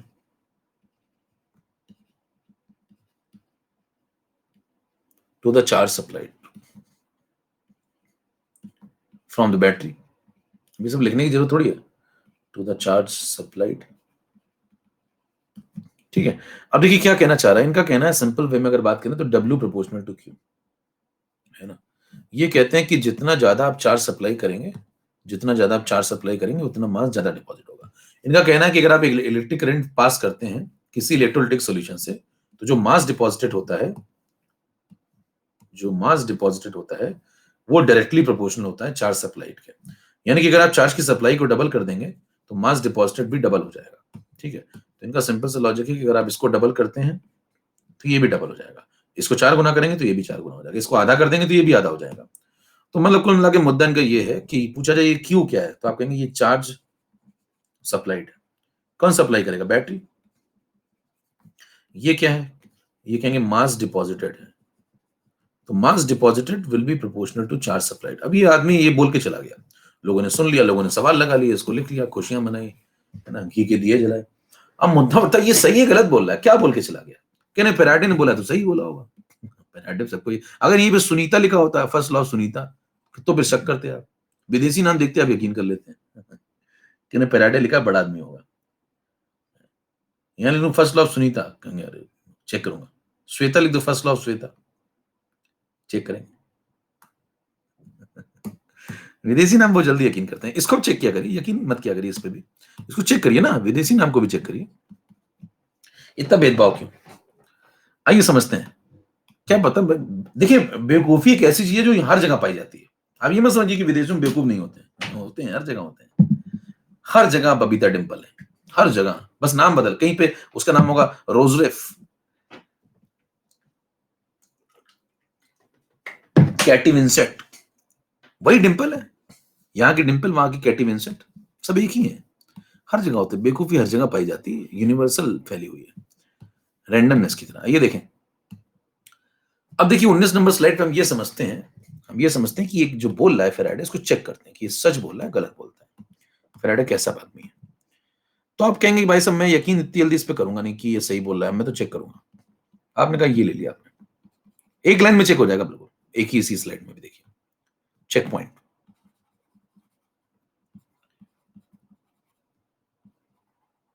check point में हमने कहा कि Na प्लस इलेक्ट्रॉन Na, ठीक है, ओके। आपने कहा अगर मैं यहाँ 1 मोल इलेक्ट्रॉन चला दूं तो कहूंगा 1 मोल सोडियम बन जाएगा, कोई दिक्कत नहीं, ठीक है। फिर मान लीजिए मैं यहाँ पे 1 फैराडे चला दूं तो 1 मोल इलेक्ट्रॉन का मतलब 1 फैराडे ही होता है, ठीक है। तो यहाँ पे आप कहेंगे 23 ग्राम 1 मोल, देखिए 1 मोल अगर सोडियम बन रहा है तो इसका मतलब 23 ग्राम सोडियम बन रहा है, लिख सकते हैं, ठीक है ना, ग्राम में लिख लेना, ग्राम इक्विवेलेंट में नहीं, ग्राम में, तो 23 ग्राम सोडियम बन गया, ऐसा भी लिख सकते हैं, सही है। फिर मान लीजिए मैं इसी सर्किट को लूं, सेम सर्किट है, और इसमें 1 मोल इलेक्ट्रॉन ना चला करके बल्कि इसी में 2 मोल इलेक्ट्रॉन चला दूं, मान लीजिए इसी सर्किट में, अब देखिए यहां से फील आ जाएगा कंसेप्ट का, 2 मोल इलेक्ट्रॉन चला दूं तो बताइए कितने फैराडे मैंने चला दिए? 2 फैराडे चला दिए। फिर तो अगर 2 मोल इलेक्ट्रॉन चलाता हूं, 2 फैराडे चलाता हूं, तो यहाँ पे चेक करो, अगर यहाँ पे डबल कर दो, यहाँ पे डबल कर दो, 2 मोल चलाए ना, यहाँ पे 1 चलाते तो 1 मिल रहा था, 2 यहाँ चलाओगे तो यहाँ भी डबल, यहाँ भी डबल, यहाँ भी डबल, चेक करो, है ना, यहाँ भी डबल कर दिया, यहाँ भी डबल कर दिया, तो यहाँ भी डबल करो, ठीक बात है। 2 मोल इलेक्ट्रॉन चलाएंगे तो क्या होगा बताओ? तो यहाँ पे 2 मोल मिलेंगे, मिलेंगे ना भाई। 2 मोल का मतलब होता है कि 46 ग्राम, यही तो फैराडे कह रहा है, ध्यान से पढ़िए, फैराडे यही तो कहता है। फैराडे कहता है बस तार जोड़ तो समझ में आ जाएगा। देखो यहाँ पे सर्किट में कितने मोल इलेक्ट्रॉन चला आपने? 1 मोल इलेक्ट्रॉन। यहाँ पे कितने चला है? 2 मोल इलेक्ट्रॉन। यहाँ पे देखो कितने फैराडे चला है? 1 फैराडे। यहाँ पे कितने चला है? 2 फैराडे। यानी कि आप क्या डबल कर रहे हैं? अगर आप यहां से यहां आ रहे हैं, यहां से यहां आ रहे हैं, यहां से आ रहे हैं, तो क्या डबल कर रहे हैं? चार्ज सप्लाई को डबल कर रहे हैं। देखो ये जो डबल कर रहे हैं, ये क्या डबल कर रहे हैं? कोई पूछे क्या डबल कर दिया? Charge supplied. Faraday double, mole of electron double, यानी कि चार्ज की सप्लाई डबल, चार्ज की सप्लाई डबल। तो जब चार्ज की सप्लाई डबल, तो देखिए यहां पे देखिए जो मास डिपॉजिट हो रहा है वो भी डबल हो गया, जो मास डिपॉजिट हो रहा है वो भी डबल हो गया, खत्म। यानी कि जब आप चार्ज की सप्लाई को डबल कर देते हैं, 1 फेराडे से 2 फेराडे कर देते हैं, तो चार्ज की सप्लाई को डबल करने पे मास डिपॉजिटेड भी डबल हो जाता है। यानी कि इसको डबल करते हैं तो ये डबल हो जाता है, यानी कि ये इसके प्रोपोर्शनल है। यही तो बोल रहा है वो कि चार्ज की सप्लाई को डबल करो तो मास डबल हो जाता है, यानी कि W प्रोपोर्शनल टू Q, यानी कि फेराडे सच बोल रहा है। हेलो, क्या एक लाइन में चेक हो गया? अगर आपको कंसेप्ट क्लियर है कि फेराडे सच बोल रहा है झूठ बोल रहा है। चलें नेक्स्ट पॉइंट, 20 नंबर पे आ जाओ। अब फेराडे सच बोल रहा है तो उसकी बात को सच मानते हुए आगे बढ़ जाइए। W प्रोपोर्शनल टू Q लिखा, यहाँ पे लिखा एक constant W is equal to Z into Q। अब सवाल उठता है ये Z क्या है? Z का नाम, Z का नाम है इलेक्ट्रोकेमिकल इक्विवेलेंट, इसको बोलते हैं इलेक्ट्रोकेमिकल इक्विवेलेंट। ठीक है, क्या होता है ये? आइए समझते हैं। इलेक्ट्रोकेमिकल इक्विवेलेंट का मतलब होता है, अगर आप यहां समझिए इसकी डेफिनेशन ढूंढना चाहते हैं तो आप क्या करिए, यहां पे जो चार्ज है इसको 1 कूलम पुट कर दें, है ना, Q को 1 कूलम पुट कर दें। पता ना, अगर Q को 1 कूलम पुट करेंगे तो ये W और Z बराबर आ जाएंगे भाई। यहां पे अगर 1 डाल दें इसको तो ये दोनों बराबर आ जाएंगे। तो Z की डेफिनेशन क्या बनी वो समझिए, then W will become equal to Z, यानी Z is equal to the mass deposited on supplying 1 coulomb charge। देखो Z is equal to, Z किसके बराबर है? मास डिपॉजिटेड के, लेकिन कब? जब आप 1 कूलम चार्ज सप्लाई करते हैं। तो अगर सर्किट में 1 कूलम चार्ज सप्लाई किया जाए तो जितना मास डिपॉजिट होता है सब्सटेंस का, वही उसका Z है। दिख रहा है आराम से, सिंपल लॉजिक है। ये Z की डेफिनेशन, तो लिख लेंगे इसको जरा। इसका नाम है इलेक्ट्रोकेमिकल इक्विवेलेंट और इसकी एक लाइन में डेफिनेशन लिख लेंगे। इसको बोलते हैं Z और इसका मतलब ये है, it is the mass deposited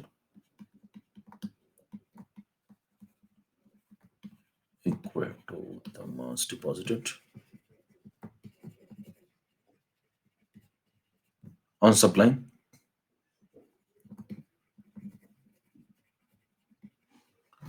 1 coulomb charge.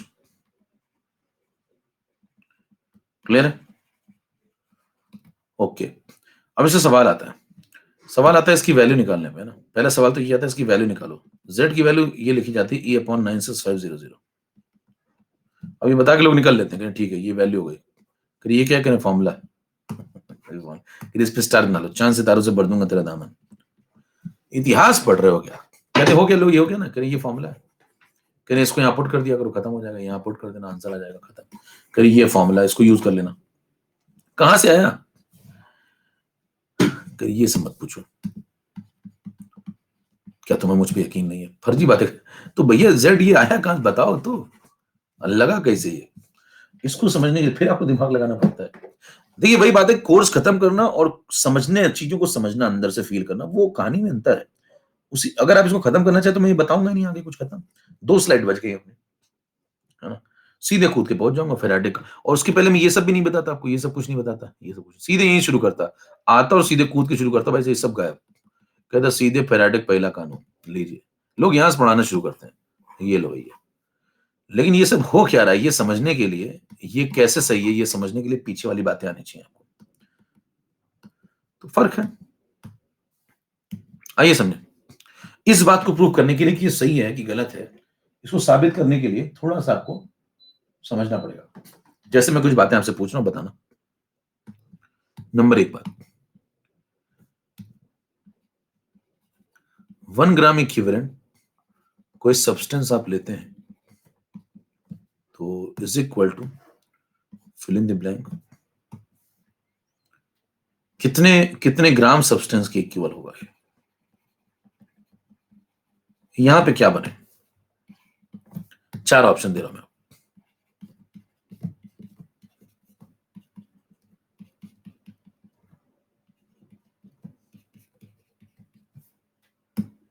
Pole start हो रहा है।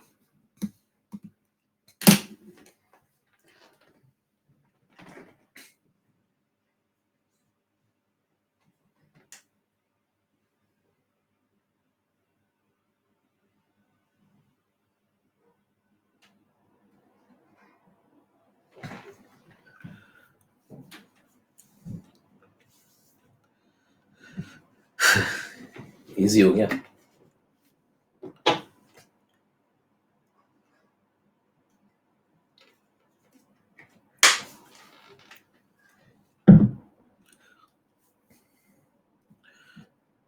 तो पेपर फिर से इजी हो गया। दरअसल वो लोग ये नहीं कहते पेपर इजी था, वो ये कहते पेपर इजी था इसलिए मैं बार बार देना चाहता हूँ, अगली बार मैं फॉर्म भरवा दूं मेरा। 35% लोगों का सही हुआ है।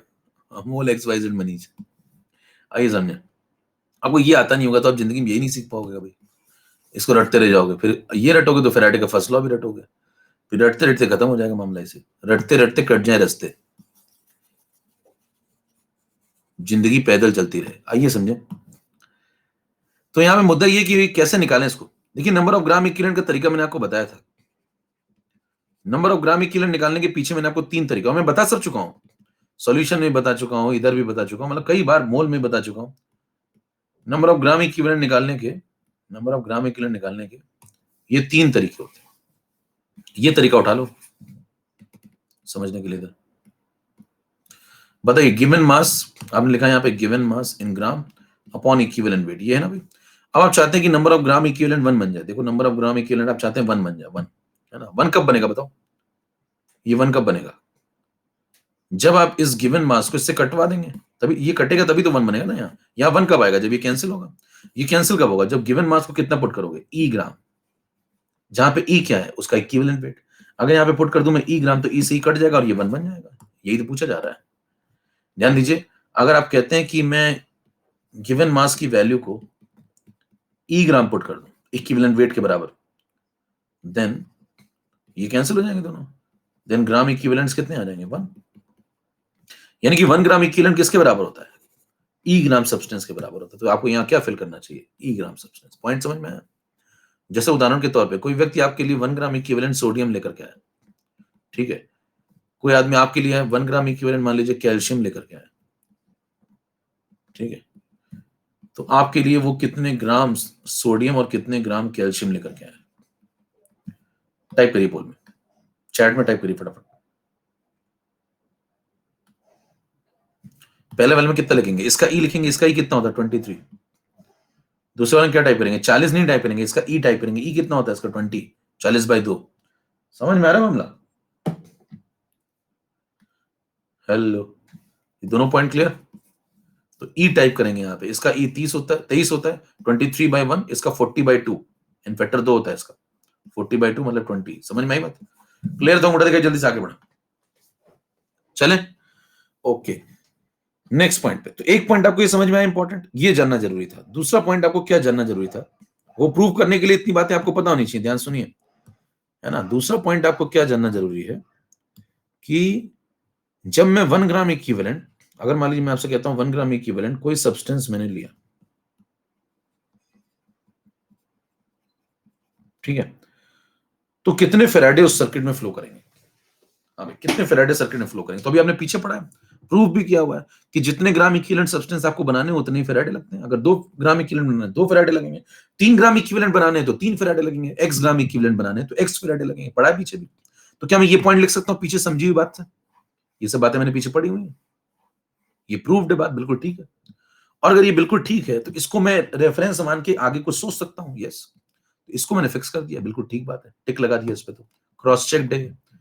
फिर मैंने कहा कि इसके बेसिस में आगे बढ़ूंगा। अब बताइए 1 ग्राम इक्विवेलेंट सब्सटेंस की जगह पे मैं क्या लिख सकता हूं, क्या मैं ई ग्राम सब्सटेंस लिख सकता हूं या नहीं लिख सकता हूं, यस। और बताइए 1 फेराडे की जगह पे मैं क्या लिख सकता हूं, 96500 कूलॉम लिख सकता हूं। हाँ भाई, इसका मतलब ये लॉजिक निकला कि अगर मैं इसकी जगह पे ये लिख दूं चलेगा, इसकी जगह पे ये लिख दूं चलेगा। इसकी जगह पे ये कैसे लिखा अभी समझा, इसकी जगह पे ये कैसे लिखा बहुत पहले समझ चुके हैं। यानी कि कंसेप्ट आ गया कि भाई साहब अगर सर्किट में आप ई ग्राम सब्सटेंस बनाना चाहते हैं तो इतने कूलॉम फ्लो कराइए। अब इसका उल्टा सोचो, इसका उल्टा सोचो। उल्टा ये सोचो कि अगर आप 96500 कूलॉम फ्लो कराते हैं तो आपको ई ग्राम सब्सटेंस मिलता है। तो अगर आप 1 कूलॉम फ्लो कराएंगे तो, हाँ भाई 1 कूलॉम फ्लो कराएंगे तो आपको ई अपॉन 96500 ग्राम सब्सटेंस मिलेगा। देखो वो आ गया, कौन है वो, कौन है वो, बोलो बोलो कौन है वो, देखो, अगर आप सर्किट में 1 कूलम चार्ज फ्लो कराते हैं तो जितने ग्राम सब्सटेंस डिपॉजिट होता है वही तो Z होता है। Definition, it is equal to the mass deposit on supplying 1 coulomb charge. अगर आप सर्किट में 1 कूलम चार्ज चलाते हैं तो जितना मास डिपॉजिट होता है वही Z होता है।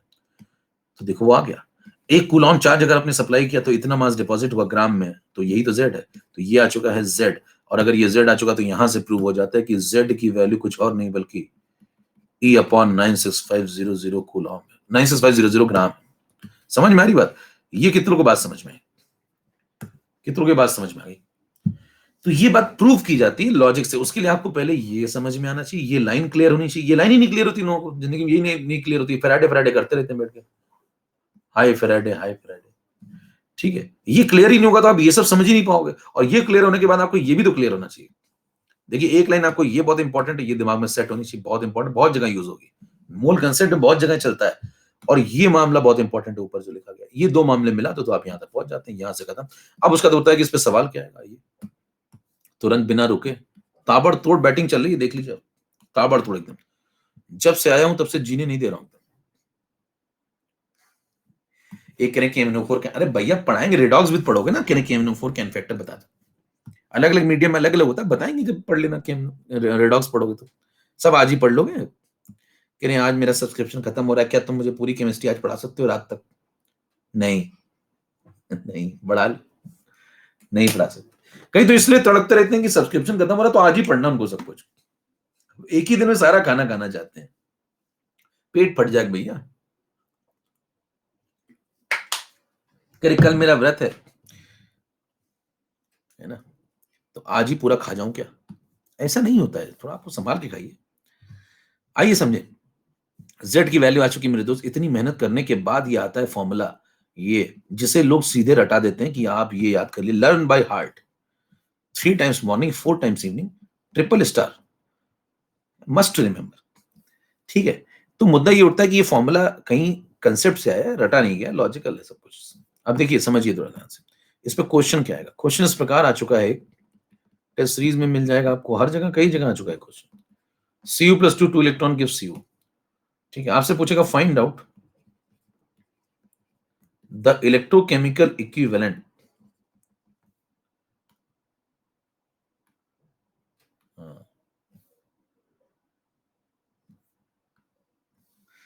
पुन्नू बेटा पढ़ाई करो। सो रहा है क्या? नहीं पढ़ रहा है, पढ़ रहा है।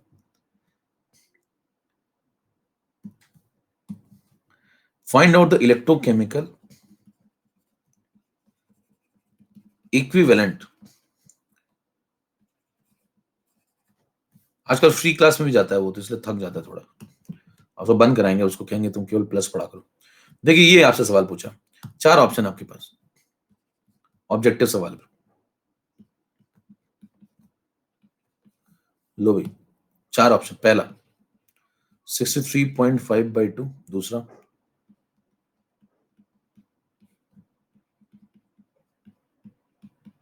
3रा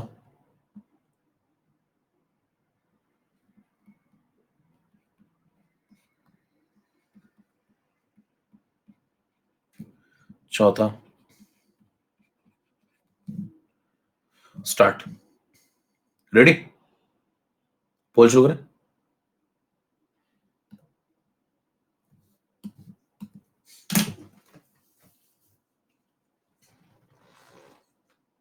आपने इसको समझा ही नहीं होगा तो सवाल हो गया फिर आपका, कि फैराडे पढ़ लिया था, पूरा कोर्स पूरा खत्म करके आया हूं।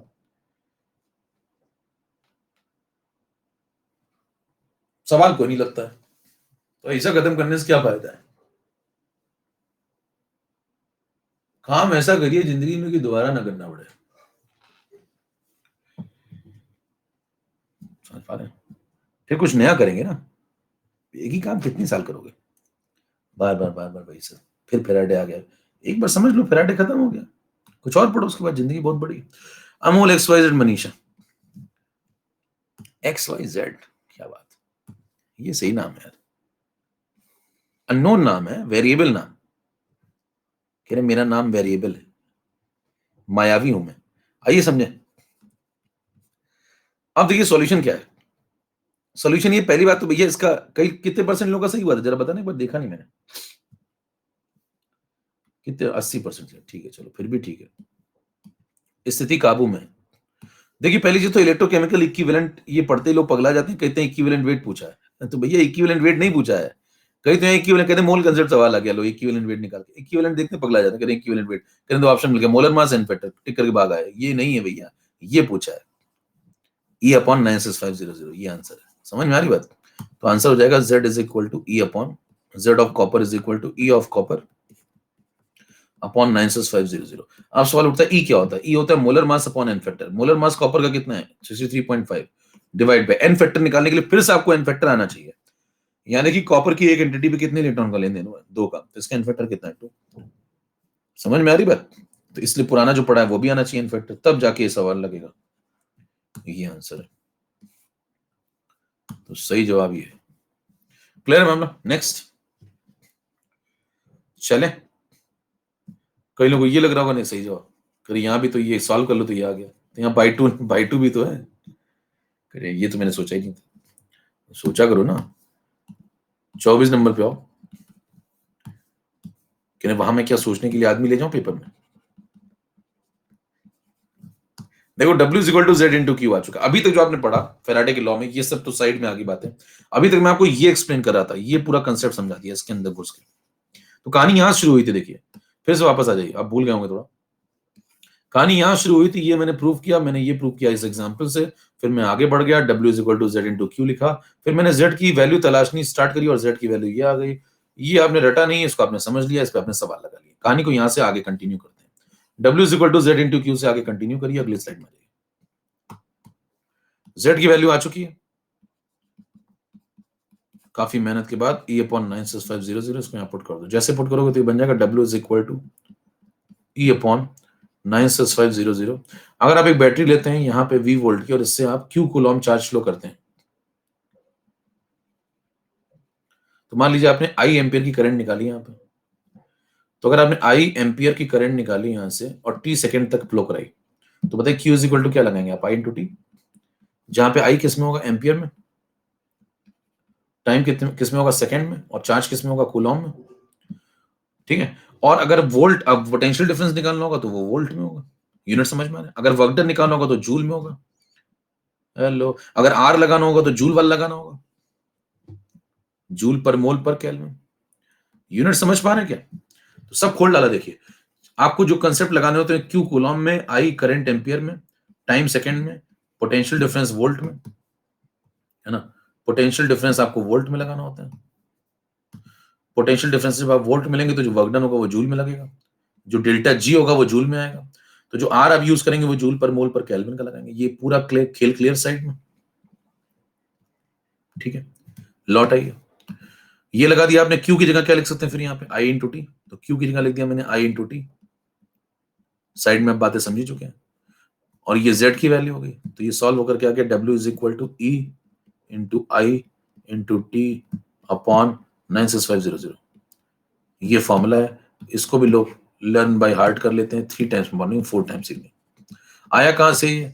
कोई पूछे ये आया कहां से, तो कहेंगे ये यहां से आया। यहां से यहां कब पहुंचे? जब इसकी वैल्यू पुट करी, इसकी वैल्यू कब पुट करी, उसके लिए पिछला कंसेप्ट समझा और एक सवाल लगाया, ये कहां से आया? ये तो यहां से आ गया। समझ में आ गई बात? डन है ये फॉर्मूला डन। अब देखिए आप इतनी मेहनत करने के बाद आप इस फॉर्मूले तक पहुंचे, यहां से चले थे आप, देखिए समझते हुए अगर चले तो, नहीं तो फिर सीधे लिख दो तो कोई बात ही नहीं। यहां से चले थे आप, फिर आप यहां गए, फिर आप यहां गए, फिर आपने ये समझने के बाद इसको भी एक्सप्लेन करवाया, फिर इसके बाद आप यहां पहुंचे, फिर आपको ये मिला, फिर सवाल लगाने के बाद आप यहां पहुंचे, फिर ये आंसर आया। इसको बोलते हैं कई लोग फर्स्ट लॉ ऑफ फेराडे, ये भी उसी की स्टेटमेंट ही है। अब इतनी मेहनत के बाद आपको ये आता है, अब कई लोग यहां तक तनाव में आ जाते हैं कि भाई साहब ये सब क्या चल रहा है। अब जिसके कंसेप्ट क्लियर होते हैं वो कहता है भाई साहब ये सब कुछ नहीं है, यही एक लाइन में मैं साबित कर सकता हूँ ये बात। जितनी बात है ये फर्स्ट लॉ ऑफ फेराडे आप निकाल के बैठे ना, जो इसको मैं एक लाइन में निकाल दूंगा बिना कोई दिमाग पे जोर डाले, अगर आपको कंसेप्ट क्लियर है तो। याद करिए जब मैंने लेक्चर शुरू किया था तो मैंने आपको एक बात बोली थी, मैंने आपको बात बोली थी कि एक कंसेप्ट है जो हर जगह सही बैठेगा और पूरा लॉस उसके अंदर छिपे हुए हैं। वो लाइन ये थी, पढ़िए ध्यान से, वो लाइन ये थी, एक्स मोल इलेक्ट्रॉन तो एक्स फेराडे तो एक्स ग्राम इक्विवेलेंट। इस लाइन को उठा लेते हैं जरा, यहाँ पे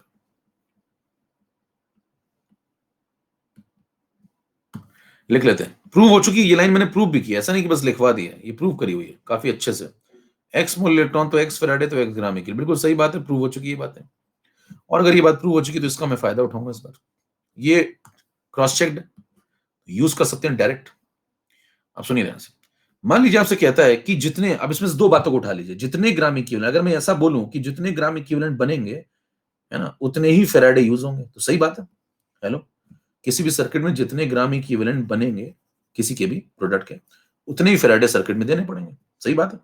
तो मान लीजिए किसी सब्सटेंस के डब्ल्यू ग्राम बने, किसी सब्सटेंस के, है ना, डब्ल्यू ग्राम बने, तो डब्ल्यू ग्राम बने तो बताइए उसके ग्राम इक्विवेलेंट कितने बने, ग्राम इक्विवेलेंट कितने बने, डब्ल्यू बाई, तो ये क्या गया उसके ग्राम इक्विवेलेंट, इतने ग्राम इक्विवेलेंट उसके बने। अच्छा, अगर इतने ग्राम इक्विवेलेंट बने तो उसके लिए आपने कुछ चार्ज सप्लाई किया होगा। चार्ज कैसे सप्लाई करते हैं भैया, आई एम्पियर की करंट को मान लो मैं टी सेकंड तक फ्लो कर दूं, आई एम्पियर की करंट को मैं टी सेकंड तक फ्लो कर दूं, तो बताइए कितने कूलॉम चार्ज फ्लो किया आपने, आई इंटू टी, ये क्यू आ गया, है ना, इतने कूलॉम चार्ज फ्लो किया। कूलॉम को फैराडे में कैसे कन्वर्ट करते हैं, 96500 डिवाइड कर दें, क्यों, एक फैराडे में 96500 कूलॉम होते हैं, तो कूलॉम को फैराडे में कैसे कन्वर्ट करोगे, 96500 डिवाइड कर दिया, तो क्या इतने फैराडे चार्ज आपने सप्लाई किया। हेलो, देखो आई करंट एम्पियर में, टी सेकंड में, तो ये हो गया क्यू, इतना कूलॉम में चार्ज हो गया, ये डिवाइड कर दिया, तो इतने फैराडे चार्ज पास किया आपने। यानी कि आपने ये क्या आ गया, नंबर ऑफ फैराडे, ये आ गया नंबर ऑफ फैराडे, और ये क्या आ चुका है, नंबर ऑफ ग्राम इक्विवेलेंट। और आपने भी पढ़ा है कि जितने फैराडे उतने ही ग्राम इक्विवेलेंट, तो आप जितने ग्राम इक्विवेलेंट सर्किट में बनाएंगे उतने ही फैराडे आपको फ्लो करने पड़ेंगे, ये नंबर ऑफ फैराडे, ये नंबर ऑफ ग्राम इक्विवेलेंट, इसका ना दोनों बराबर होने चाहिए। क्यों क्यों बराबर होने चाहिए, क्योंकि जितने ग्राम इक्विवेलेंट आप सर्किट में फ्लो कराएंगे, बनाना चाहते हैं, उतने ही आपको फैराडे फ्लो कराने पड़ेंगे। तो ये नंबर ऑफ फैराडे और नंबर ऑफ ग्राम इक्विवेलेंट दोनों इक्वल इक्वल होंगे, देखो एक्स ये है तो ये भी एक्स है। और अगर आपका दिमाग चलता है तो देखो वो आ गया, यही तो है, यही है।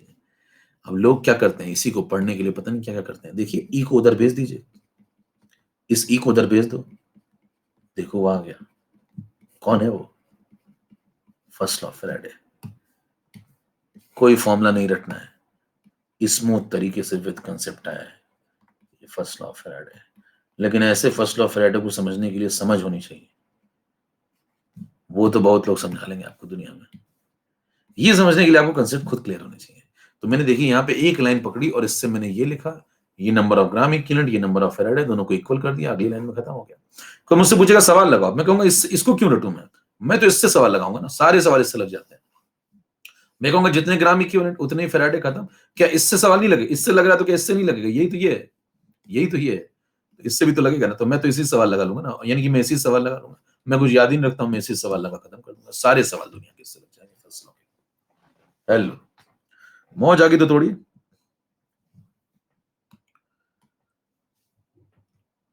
पसंद आया तो लाइक करिए, नहीं तो टेस्ट बदलिए। आपका टेस्ट खराब नहीं तो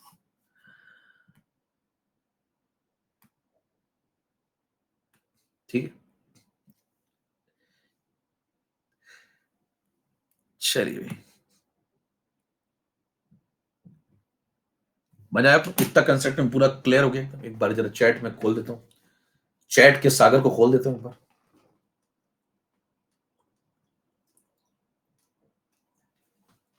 बहुत देर से बंद है, क्या आपको फैराडे दिखना शुरू हो गया, मतलब केवल फॉर्मूले तो सीमित नहीं है आपका फैराडे, आपका फैराडे एकदम खुल चुका है, एकदम घूम रहा है, आजाद घूम रहा है फैराडे एकदम। कोई पूछे भाई साहब फैराडे समझाओ, कहते ये कंसेप्ट होता है, ये इसी सब कुछ आता है, सब लॉर्ड इसी में आते हैं, देखिए ये मोक्ष है। और ये भी कंसेप्चुअली मैंने प्रूव किया हुआ है, ऐसा नहीं इसको रटा दिया, ठीक है, यहीं से निकल रहा है सब कुछ। 26 अगला कंसेप्ट है, अरे छुट्टी नहीं, भी रुक जाओ, सेकंड लॉबी लेके जाओ थोड़ा सा, लगे हाथ तो, अभी अभी तो 1:29 हुआ है, 5 मिनट तक एक्स्ट्रा पढ़ाएंगे ना, 5 मिनट पढ़ाएंगे, 5 मिनट में क्या हो जाएगा ऐसा। Second law of Faraday, second law of Faraday क्या कहता है, इफ वी सप्लाई, पहले निबंध सुनिए, if we supply same amount of electricity, परिभाषा, वहां डेफिनेशन नहीं आती कि भैया डेफिनेशन लिखने बैठ गए, फैराडे के प्रथम कानून को कृपया 300 शब्दों में समझाएं, कह रहे मेरे 301 हो रहे हैं, तो है काट दो आखिरी से,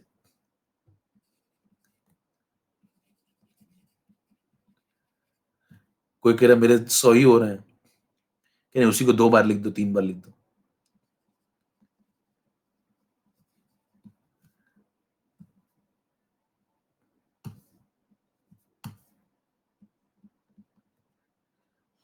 है ना? ऐसे लोग होते हैं कि भाई साहब वहां निबंध लिखने को आए कि बताइए रावण कैसे मारा गया, तो पता लगा उनको समझाना था 1 पेज में, उनका आधा ही पेज का निबंध हो रहा है। तो कहते हैं कि यहाँ तक पूरा समझा दिया पहले, कह रहे रावण ऐसे-ऐसे मरा। फिर कहते हैं कि यहाँ पे लिखते हैं अब आधा ही पेज भरा, हमें 1 पेज भरना था, तो कहते हैं यहाँ पे मुझे लगता है कि आपको समझ में नहीं आया होगा इसलिए मैं दोबारा समझा रहा हूँ। फिर से समझाते हैं।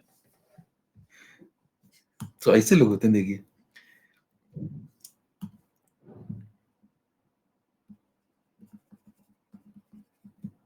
Electrolytic solution then the mass deposited है। करिए एक बार और समझो। On different electrodes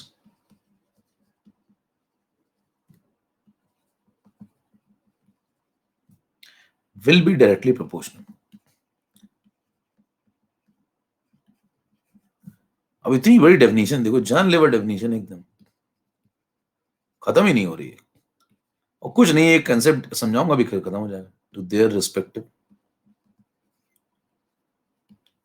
equivalent masses. पहले तो लिखा क्या, इंग्लिश में लिखा, थोड़ा इंग्लिश समझिए, इंग्लिश आनी चाहिए आपको थोड़ी ना, कोई सॉरी बोले तो इट्स ओके बोल।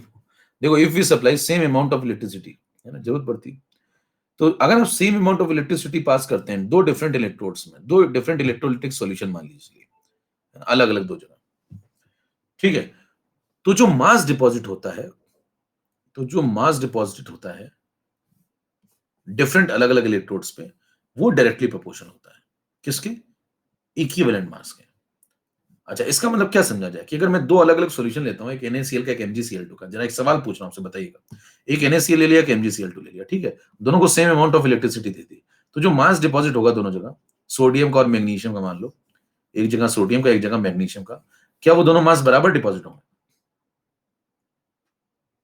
ये कह रहा है, क्या ऐसा कुछ कह रहा है? एक बोल रहा थर्मो कब शुरू होगी, थर्मो उसमें शुरू हो रही, कर लो आकर के, बहुत तेजी से आ रही है क्या, उसमें अल्फा में शुरू होने वाली है, कर लेना, अगले टर्न पे शुरू हो जाएगी, अल्फा में कर लेना, पढ़ सब लेना, समझ में भले तुम्हें कुछ ना है, आप पढ़ सब लेना।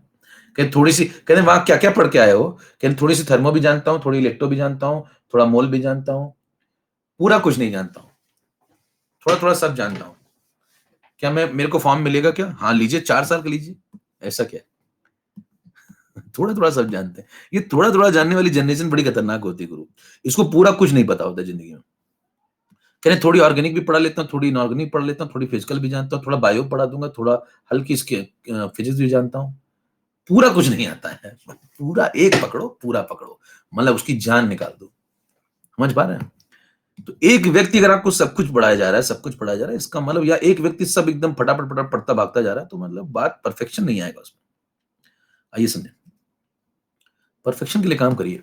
तो यहाँ पे ये कह रहा है कि अगर आप same amount of electricity pass करते हैं डिफरेंट इलेक्ट्रोलाइटिक सॉल्यूशन में, तो जो मास डिपॉजिट होता है वो सेम नहीं होता है। देखिए क्या बोल रहा है, मास जो डिपॉजिट होता है वो डिफरेंट इलेक्ट्रोड पे सेम नहीं होता है, वो डायरेक्टली प्रोपोर्शनल होता है, यानी कि डिपेंड करता है। डायरेक्टली प्रोपोर्शनल का मतलब वेरिएबल है, ध्यान दीजिए, वर्ड आपने क्या बोल दिया, प्रोपोर्शनल, ये चीज इसके प्रोपोर्शनल है, मतलब ये कांस्टेंट नहीं है। अगर ये इसके प्रोपोर्शनल है, मतलब उसको बदलोगे तो ये बदलता है, इसका मतलब कांस्टेंट नहीं है, इसका मतलब मास सेम थोड़ी डिपॉजिट होने को बोल रहा है वो कह रहा है प्रोपोर्शनल है, किसके, इक्विवेलेंट मास के। मतलब वो ये कहना चाहता है कि अगर आप 2 डिफरेंट डिफरेंट इलेक्ट्रोड लेते हैं और दोनों को चार्ज सेम देते हैं, यानी कि दोनों को फेराडे भी आप सेम देते हैं, तो जो उनके ऊपर मास डिपॉजिट होंगे वो उनके डिफरेंट इक्विवेलेंट वेट के डायरेक्टली प्रोपोर्शनल होंगे। मतलब ये हुआ कि जिसका इक्विवेलेंट वेट ज्यादा होगा, जिसका इक्विवेलेंट वेट ज्यादा होगा उसका मास भी ज्यादा डिपॉजिट होगा, और जिसका कम इक्विवेलेंट वेट होगा उसका कम मास डिपॉजिट होगा। समझ में आ रहा है? तो मास इक्वल नहीं डिपॉजिट होगा, वो प्रोपोर्शनल है, वो डिपेंड कर रहा है किस पे, उनके रिस्पेक्टिव इक्विवेलेंट वेट पे। पॉइंट समझ में? ठीक बात है। अब इसको खोलना पड़ेगा, मतलब ये तो ठीक है, थोड़ा ये तो मतलब लिख दिया बस, अभी अभी कुछ समझाया नहीं मैंने, अभी लिखा है सिर्फ, है ना। इसको खोलना पड़ेगा, पूरा डिकोड करना पड़ेगा, उसमें समय लगेगा थोड़ा सा। तो चलिए नेक्स्ट में मिलते हैं हम लोग। अभी आप बहुत थकावट महसूस कर रहे हैं, तो नेक्स्ट टाइम हम लोग मिलेंगे, इसको खोलेंगे। तो इसको आप ध्यान से एक बार पढ़ के आइएगा। अगली क्लास जैसे ही मैं आऊं, तो इस यहाँ पे आप एकदम तैयार होकर के आइएगा, मानसिक तौर पे आप तैयार होकर के आइएगा कि मैं इसको खोलूंगा। ठीक है, तो आप एकदम तैयार होकर के आइएगा, इसको खोल दूंगा, आज ही करा दो। बाकी कह रहे हैं थैंक यू सो मच, देख लो आधे बाय कह रहे हैं, तुम कह रहे हो आज ही करा दो। भाई साहब ये 1.5 घंटे में नहीं पढ़ना चाहते, तुम ऐसी बात करो 1 घंटे 40 मिनट, तो मतलब जान निकल जाएंगी। चलो bye, tata tata bye. Next time मैं खोलूंगा इसको, यहाँ बिल्कुल तैयार होके आइएगा। तैयार होने का मतलब मानसिक तौर पे। हाँ, ठीक।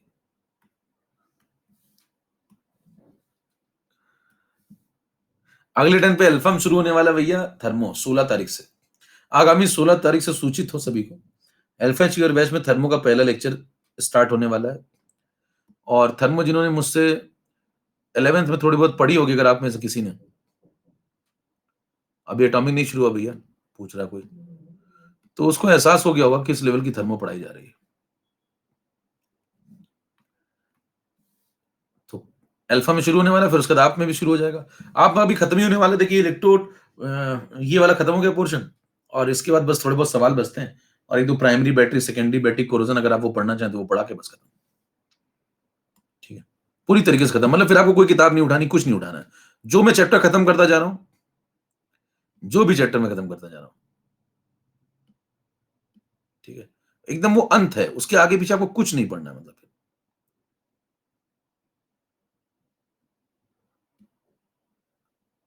कुछ भी नहीं, मतलब कुछ भी नहीं, एक लाइन नहीं पढ़नी आपको। ठीक है, डेडिकेटेड टू मिस्टर IKM, धन्यवाद।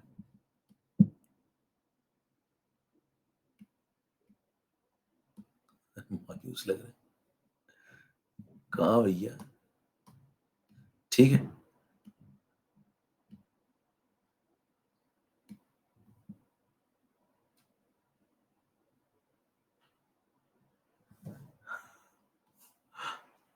मार के पढ़ाई सामने को टिके।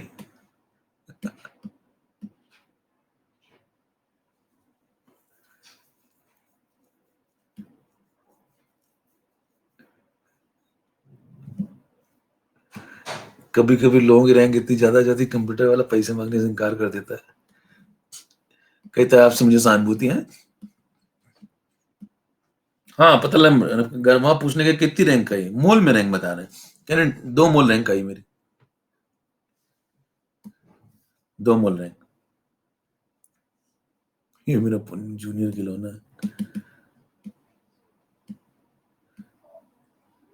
ठीक है भाई, चलो भाई, नमस्कार, जय भारत, ओके बाय, टाटा।